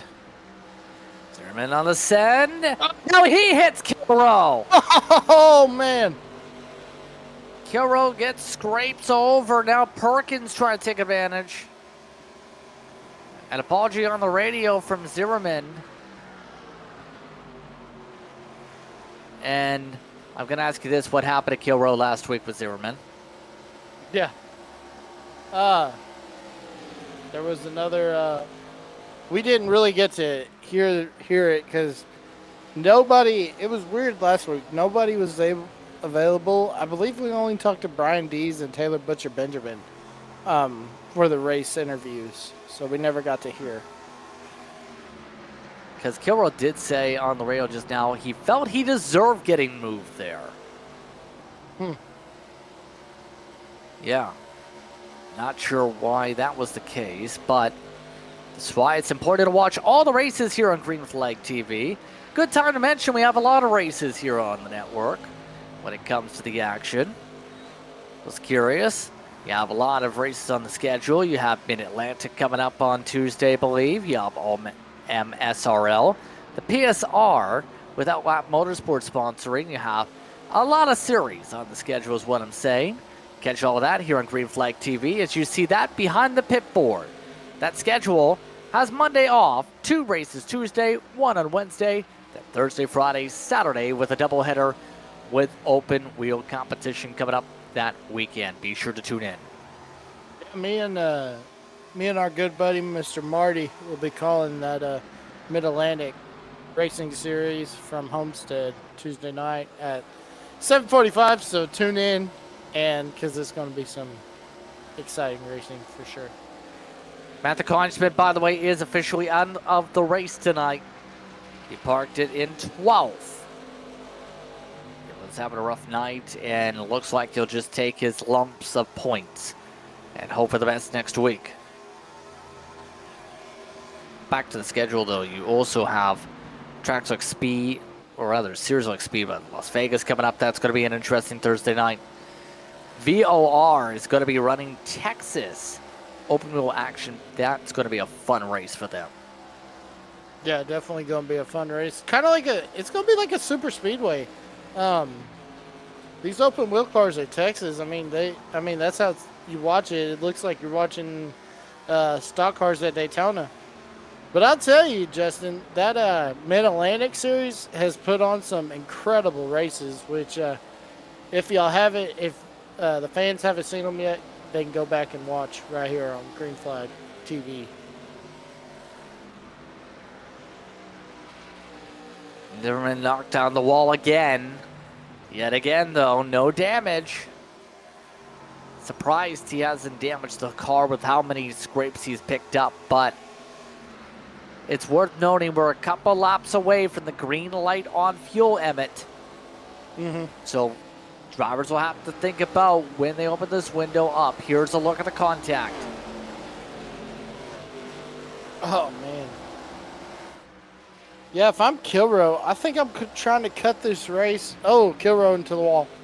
I think I'm trying to cut this strategy in half and try to come early and then, do a little short pit when everyone else comes in for their final one.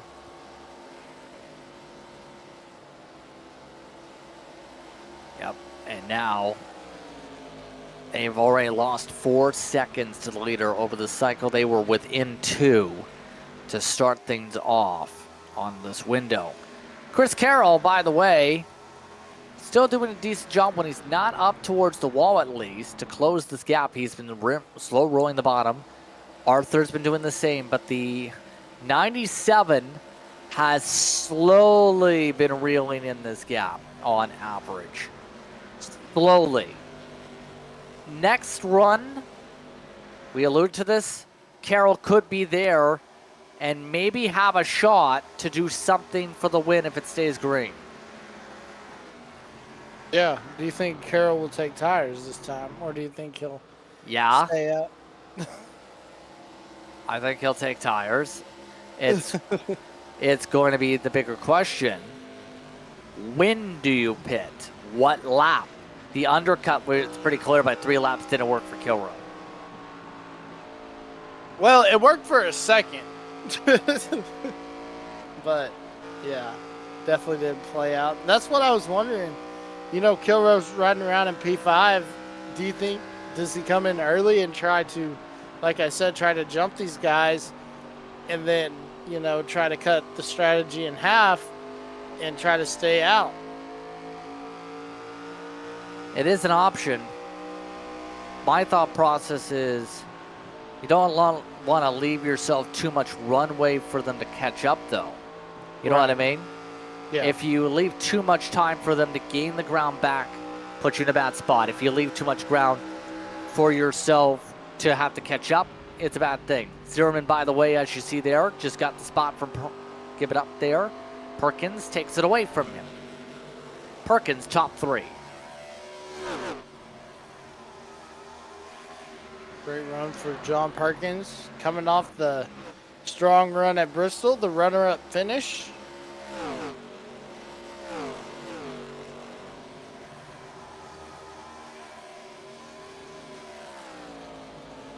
Yep. See right now the time difference between Kilrow and TBB, by the way. Butcher Benjamin, fresher tires, still in the 29s. Kilrow, well down on pace in the 30s.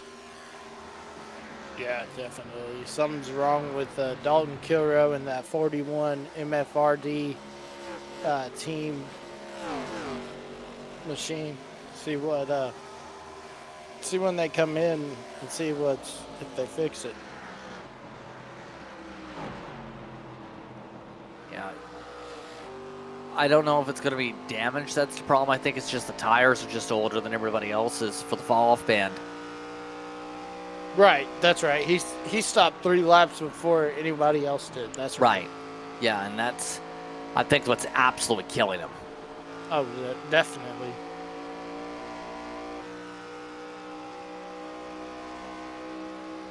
Here we go. To the inside, Butcher Benjamin. Scrape to the wall. Kilrow drops again. All the way out of the top 5 now. It's not been a good run for Kilrow, going from just a couple seconds back of the leader before pit stops to 8-9 seconds back of it after. Speaking of catching up, you know who's knocking on the door? Chris Carroll is within 3/10 for the lead. He is right in the draft of the 12. Now it's the tough part, working through dirty air. Yeah, this is the hardest part with this car. It's just, it seems like dirty air is just like a big force field or something, and you're not able to get around it. But he's trying to get through it, and he's trying to find that pocket where he can get to that corner panel. If he gets to that corner panel, then he can get enough side draft that could put him in the lead.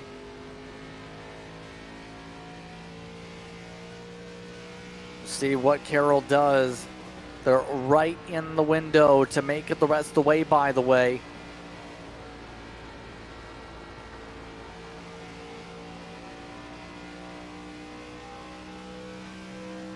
Pit stops expected within 10. Carroll going height side. Oh, trying to get some momentum. Look at the run he got, though, Justin. Yeah, built it up well, but had to scrape the wall a little bit on the exit. Died off mid straightaway. Zimmerman just pit. He's gone early. 41 laps on his stint.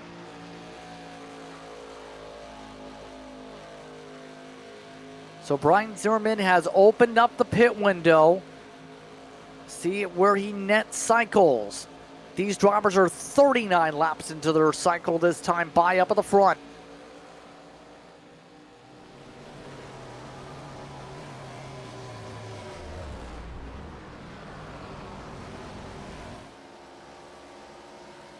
See right now how Carroll is trying to get the run built up. Just continues to almost push Arthur away here.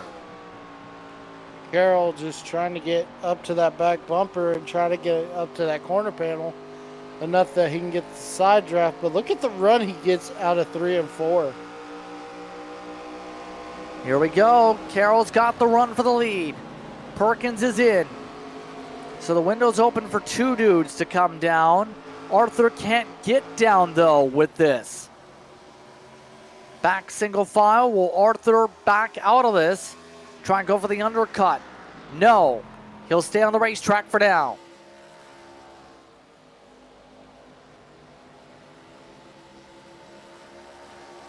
Chris Carroll's got some opportunities here. He's the faster car.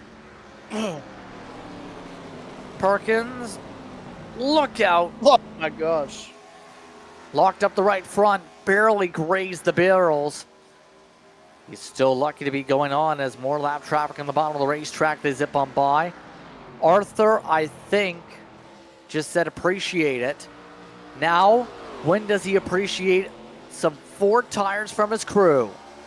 Yeah, definitely. And yeah, close call for John Perkins. We almost had a sandbox down there at the entry of pit road. But yeah, Carroll is just closing. And he's right there. Just cannot make the move, Justin. Still, Carroll's going to go for it now. He's in the pit lane. Oh, slow her down, slow her down. Did he get an unsafe entry, though? Oh. I think he might have got away with it. He crossed the yellow line, Emmett. Wow. That boy was hauling butt into the pits. And Mark Arthur's coming in this time. And we know how much Arthur pushes. Now he makes the cone. Slow her down. No, not as bad of an issue on the entry this time. And he will look to try and trade for the lead up front. More stops coming in. Kilrow is in for scheduled service. Butcher Benjamin goes lawn. Now where does Carroll cycle? Arthur is caught speeding. Wow. Mark Arthur is booked for speeding. That's crazy. That's disaster. Absolute disaster. And this may have just fallen to Chris Carroll's lap as a result here. Taylor Butcher Benjamin hoping for a caution flag. But Arthur is going to be in a 40-second hole. To Kilroy already passing him.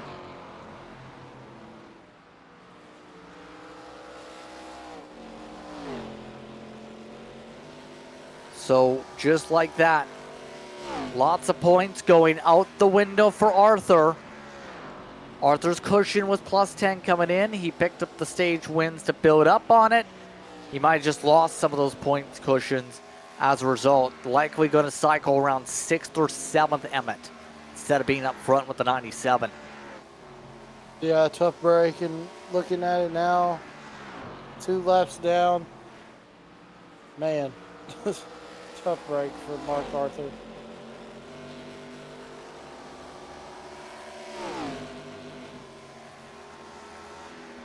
So, Carroll will look to try and keep it clean from here, though. Lucky dog spot is still Mark Arthur's. So, Mark Arthur needs a caution flag. Check that Dalton Kilroy's the lucky dog in this situation. Arthur is 2 laps down with the Pelony right now. TBB will now make it to 1 lap down for Arthur, but regardless, it's still going to be Kilrow in the lucky dog spot by a good chunk on the track, Emmett.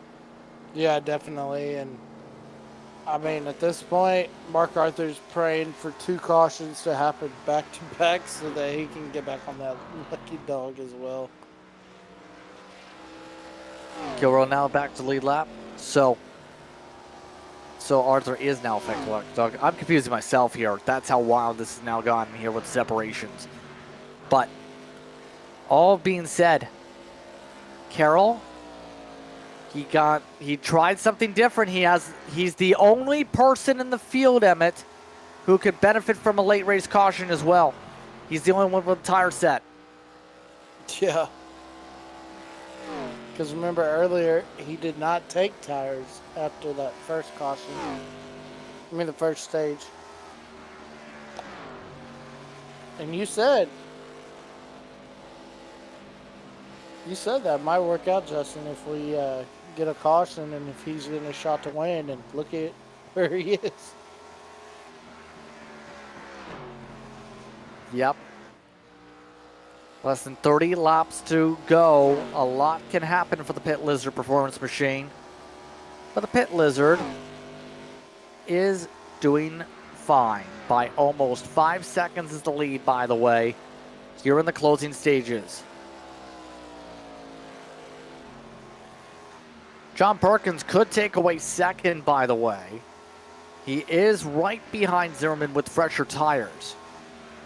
But we know how important on the short run the fresher rubber can be before the equalization point.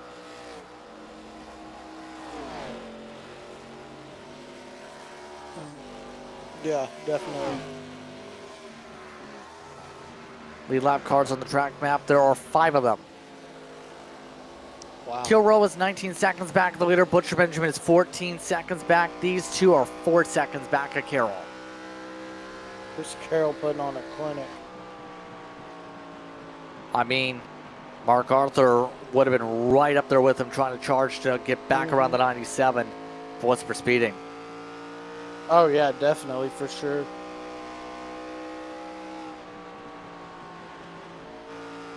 And at this point, Perkins going to have to remain patient if he's going to size up Zimmerman and make a pass here.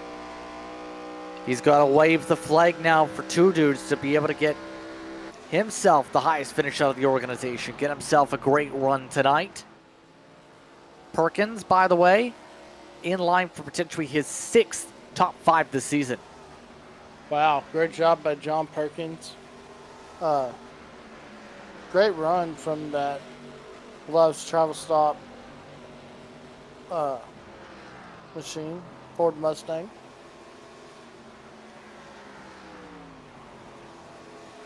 Yes, indeed. They are closing up, surprisingly, to Carroll. I'm not sure what's going on with Chris Carroll here. Yeah, what is going on? He is 3/10 off the pace. Is he just trying to save for long run? I don't know. That's what he might be doing. I mean, we got less than 25 laps to go, so maybe he's thinking there's going to be a caution or something he's trying to save. Again, it doesn't make sense with the tire set situation, but we've seen weird things. He can control the pace whatever he wants, though, Emmett. That's the thing. Save tire now, give up some time. Then when they get too close, put on the afterburners, and all of a sudden you're Jeff Gordon again. That's exactly right. I mean, it's like you want to make the other, if you're, like say you're John Perkins, you want to make Brian Zimmerman burn up his equipment but save yours. And if you're in the race lead right now, that's what you could do. You can afford to save tires until they get it down to about 1/10 of a second. That's when you need to go, because they're coming, and they're coming fast for sure.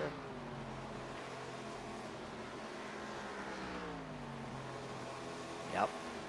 22 to go for the leaders. It's your closest battle on the racetrack, by the way, for those curious. Butcher Benjamin and Kilroy separated by 7 seconds as they go. Lagoons and Massengill are laps down. They're within 2 seconds of each other also. Tom Marasco, at the very least, will still get a top 10 out of this race, albeit for his sake, it'll be a 2-lap down finish at least for the one. There he is right there. After a not so good start, not so good middle, and a meh conclusion.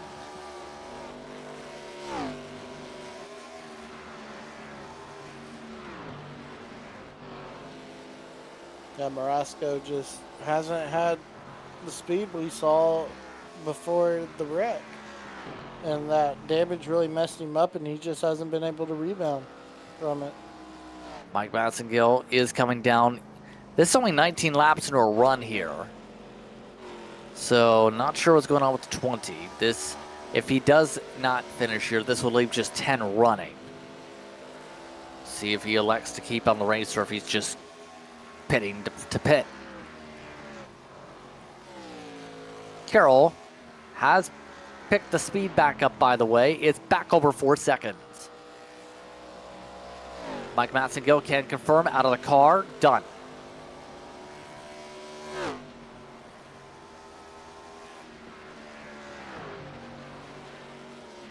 Chris Carroll's just pulling away, guys. Yep. Dominating speed here tonight. But he had to lean into it. He didn't have the speed at first, Emmett, but he got better once the nighttime conditions got to full darkness. Oh, most definitely. Mark Arthur just trying to get a Hail Mary caution so that he can get back on the lead lap.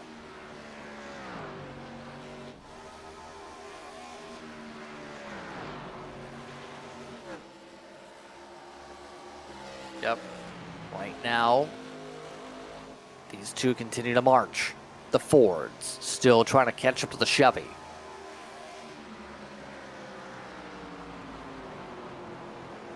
I think at this point, Perkins is almost draft locked into the third spot. It's just not been working to make the move. Yeah, it really hasn't. He's worked his hardest trying to get around Brian Zimmerman. And all this going on, he's actually burning up his tires. And he might have to pit soon. You never know.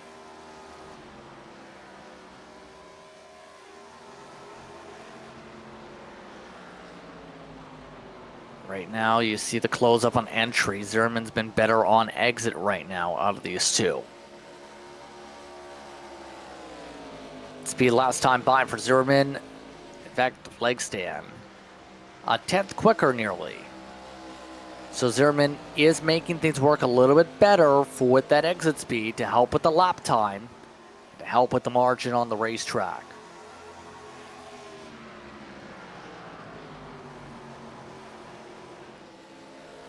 Obviously not going to see a bump and run for second here, Emmett. Yeah, but Perkins is really, he's really closed the gap and is on the back bumper of Zimmerman for sure.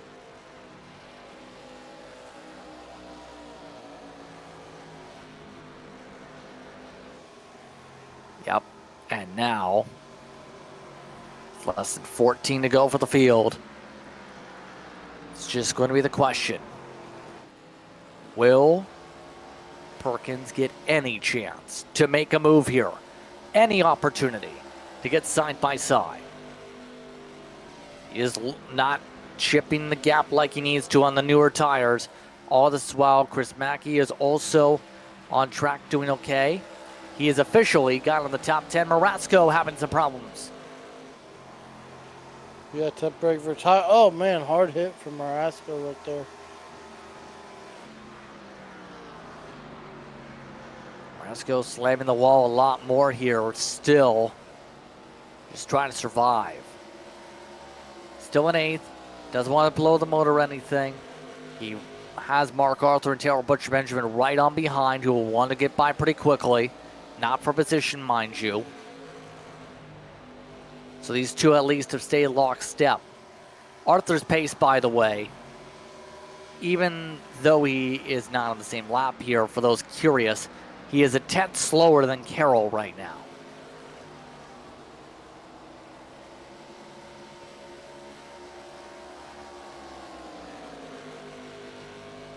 Got Mark Arthur doing a great job trying to chase them back down, but going to need a caution to get back on that lead lap, Justin. Yes. At this point, don't think the caution gremlin's going to strike. It's been a green flag trending night since the attrition knocked out near half the field here at Darlington.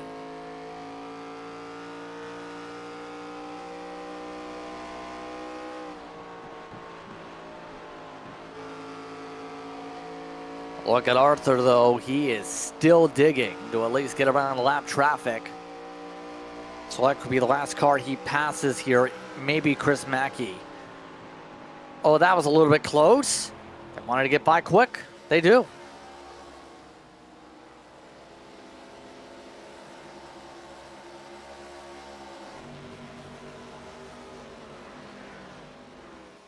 So, less than 10 laps to go from Darlington here in Blazing Pedals.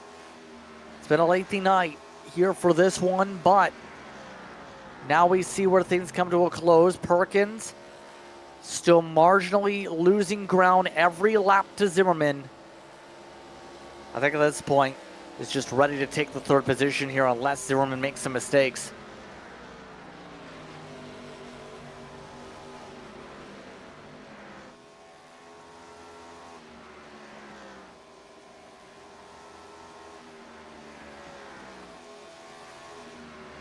So, at this point, where do you feel things will be in terms of the temperature for this field by the time we get to Japan next week? A lot of different temperatures. What do you mean? Well, a different climate, and a different weather over there. I've never been to Japan, so I couldn't tell you how the weather is. I was talking about where you feel the drivers are going to be I'm sorry. in terms of trying to keep them mental. I wasn't talking about weather patterns. Okay, sorry about that. Yeah, it's going to be interesting, especially with the 12 and the 41. That's going to be our big forecast. But, yeah, and then also you got to throw in these other drivers, the 41 and the 28. So it'll be interesting to see how that goes. Sorry about that. I misunderstood you. Carroll, meanwhile, 6 laps to go. For Carroll, this would be win number 5 if he is able to keep it clean here for the next few laps. Won at New Hampshire last. He's also won at Martinsville. Won at Richmond. Won at Dover. This is actually the first time all season he's in position, Emmett, to not win, to get a win, rather, at a non-short track. Yeah, Carroll's just been on fire. Won at Martinsville and then just carried that fire. Won at Pocono and then just kept it going, and then won at New Hampshire. So just kept the fire going, and he's on a hot streak, guys. He actually finished second in a drag race to Levine at Pocono, to correct you. Yes. There. That is right. He did finish second. I forgot about Justin Levine. Yeah, curious what happened to him. But with less than 4 laps to go, Carroll's saying, thank you for the race win. So at this point, he'll end up the night with more than 45 laps led. Mark Arthur led 150 before his speeding penalty. Oh, man, that just makes you sick. Yeah, disappointing end for Arthur. But with 3 laps to go, it's about keeping it clean for here for car 97. Yeah, because the thing is, guys, if we get a caution right here, Mark Arthur's back on the lead lap.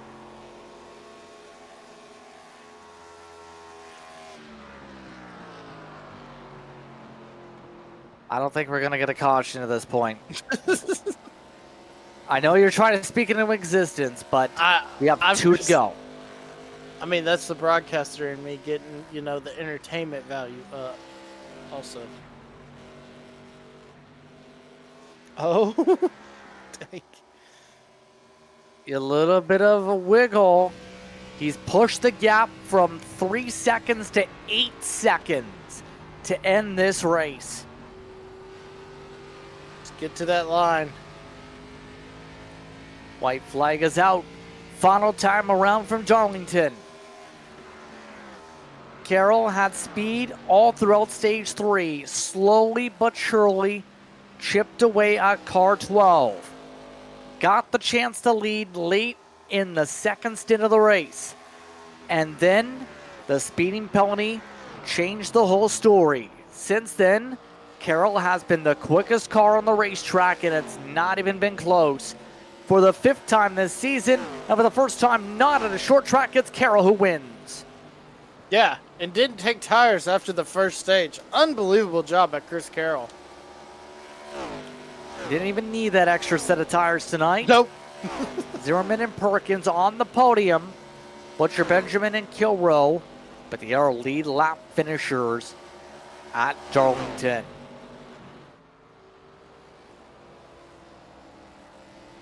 The last car, Hunter Lagoons to cross, and now Carroll gets to burn it down.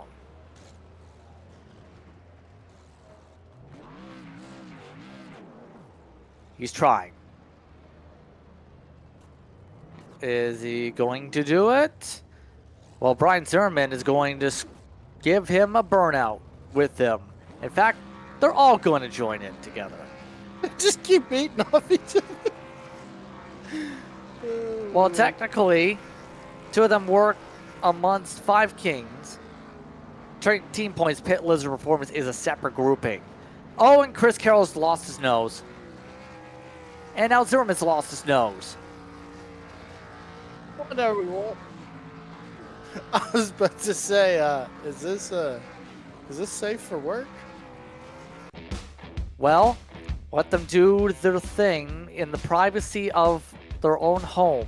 Chris Carroll and Brian Zimmerman with John Perkins in the top 3 unofficially. Butcher Benjamin and Kilroe the top 5 with Mark Arthur 1 lap down in 6th. Hunter Lagoons comes away tonight in P7. Moresco, Moody, and Mackey, your top 10 Emmett. Yeah, 11th is where we're going to find Mike Massagill, who pulled off the track. Matthew Kleinschmidt finishes 12th. Larry Bell brings the 43 home in 13th.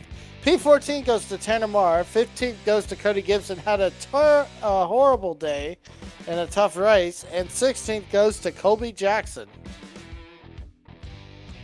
So look top to bottom of the running order here tonight in this one as we look to see what the driver's thoughts are here after this one.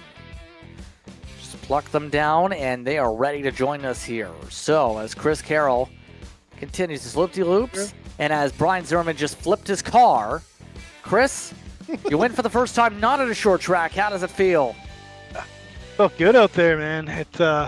I don't know why iRacing didn't give me tires on the first stop. I never looked at them, never touched them. Didn't get tires, so I had to work my way back up there. And Mark was pretty fast. And this is a competitive league, Justin. Whenever you win, it's a good deal. Talk us through that battle with Mark Arthur, especially since it took you 2 runs to get there on marginally quicker speed. Yeah, I'll tell you, once I got there too, the arrow was really tough. A couple times I got a big run and it just stalled out behind him, and I thought, okay, I'm gonna have to beat him to the pits and get the track position myself. And I don't know what happened to him there, but my sound is all messed up with the new update here. I couldn't hear my spotter. I couldn't hear guys talking, but I heard he said nice win over the radio. I have no idea what happened to him. He picked up a speeding penalty. That makes sense. Well, on that note then, how do you feel about a track that I don't even think we have a setup for yet? I'm not sure. Twin Ring Motegi is next. Your thoughts? Yeah, we ran there, I think 2 years ago in the B car, and I was not good. I got lapped on speed by Stephen T. Johnson. Shout out to him if he's out there. Yeah, I don't know if I'm going to be good, bad, ugly, somewhere in between, Justin, but we'll work on it a little bit. I got some time this week and try and work on what the car needs there and see what we can do, man. Anyone you want to give a shout out to here tonight? Yeah, always got to give a shout out to Brian Zimmerman, USAFirearms.com. Get your firearms there.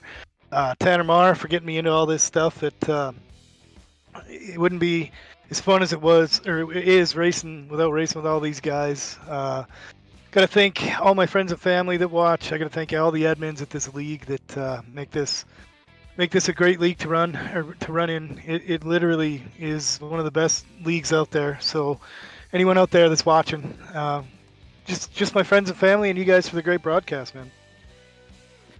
Congratulations on the win here tonight. Thanks, sir. Thanks for the great interview, Justin. Chris Carroll gets the win.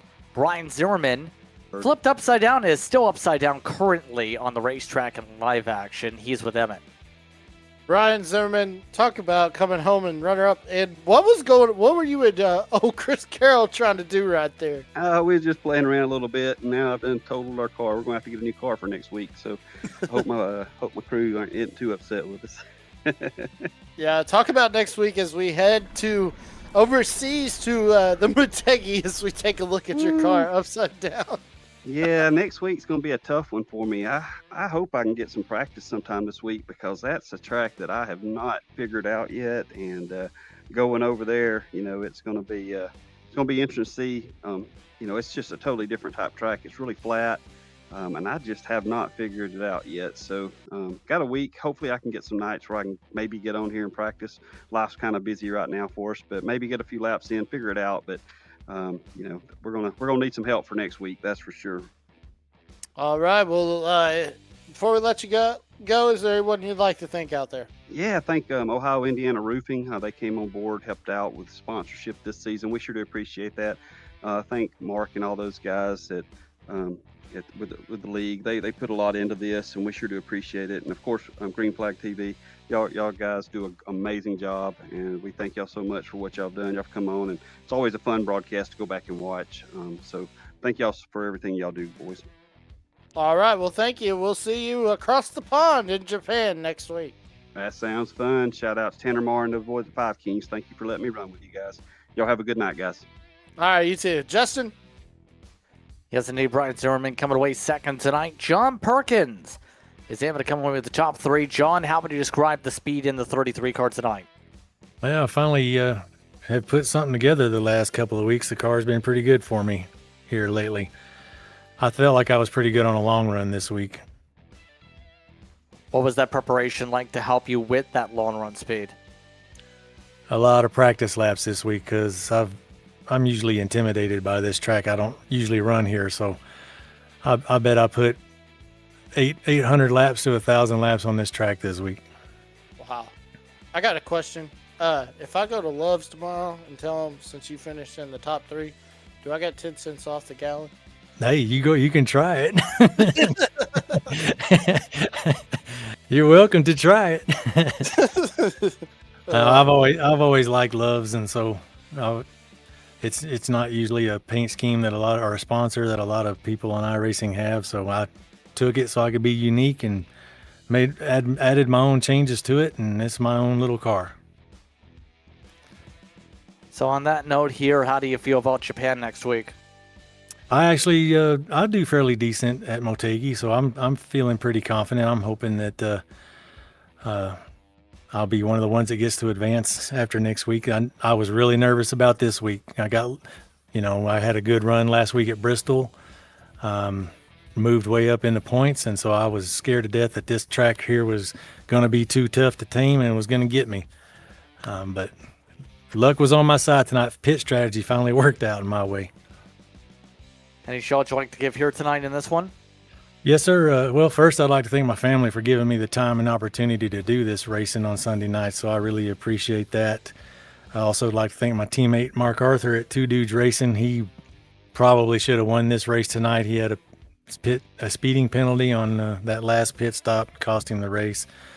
Then obviously Green Flag TV, I'm sorry, for you guys broadcasting us, and Ohio and Indiana Roofing for sponsoring the league. I appreciate it. Congratulations on the top three here tonight. Thank you, guys. I appreciate it. John Perkins rounds our top three interviews. I'd like to thank the entire top three for speaking with us during post-race coverage here on Green Flag TV. Your final thoughts on tonight, Emmett, as we get ready for something different, Twin Ring Motegi next week. Yeah, wow. Was not expecting any of that to happen. That was crazy. Man, I can't believe it came down to a speeding penalty. But yeah, I'm ready to go to Japan, see how these boys do on the Twin Ring at Motegi. It's going to be October the 12th. Starts at 7:30 p.m. Eastern Time. Be sure to tune in. But on that note, it's time to say goodbye. I'd like to thank everyone for tuning in for tonight's coverage here on Green Flag TV. For Emmett Crow, for our producer Dustin Ollis, I'm Justin Prince saying so long. Enjoy the rest of your evening. You've been watching tonight's coverage of Blazing Pedals and its ARCA Series from Darlington.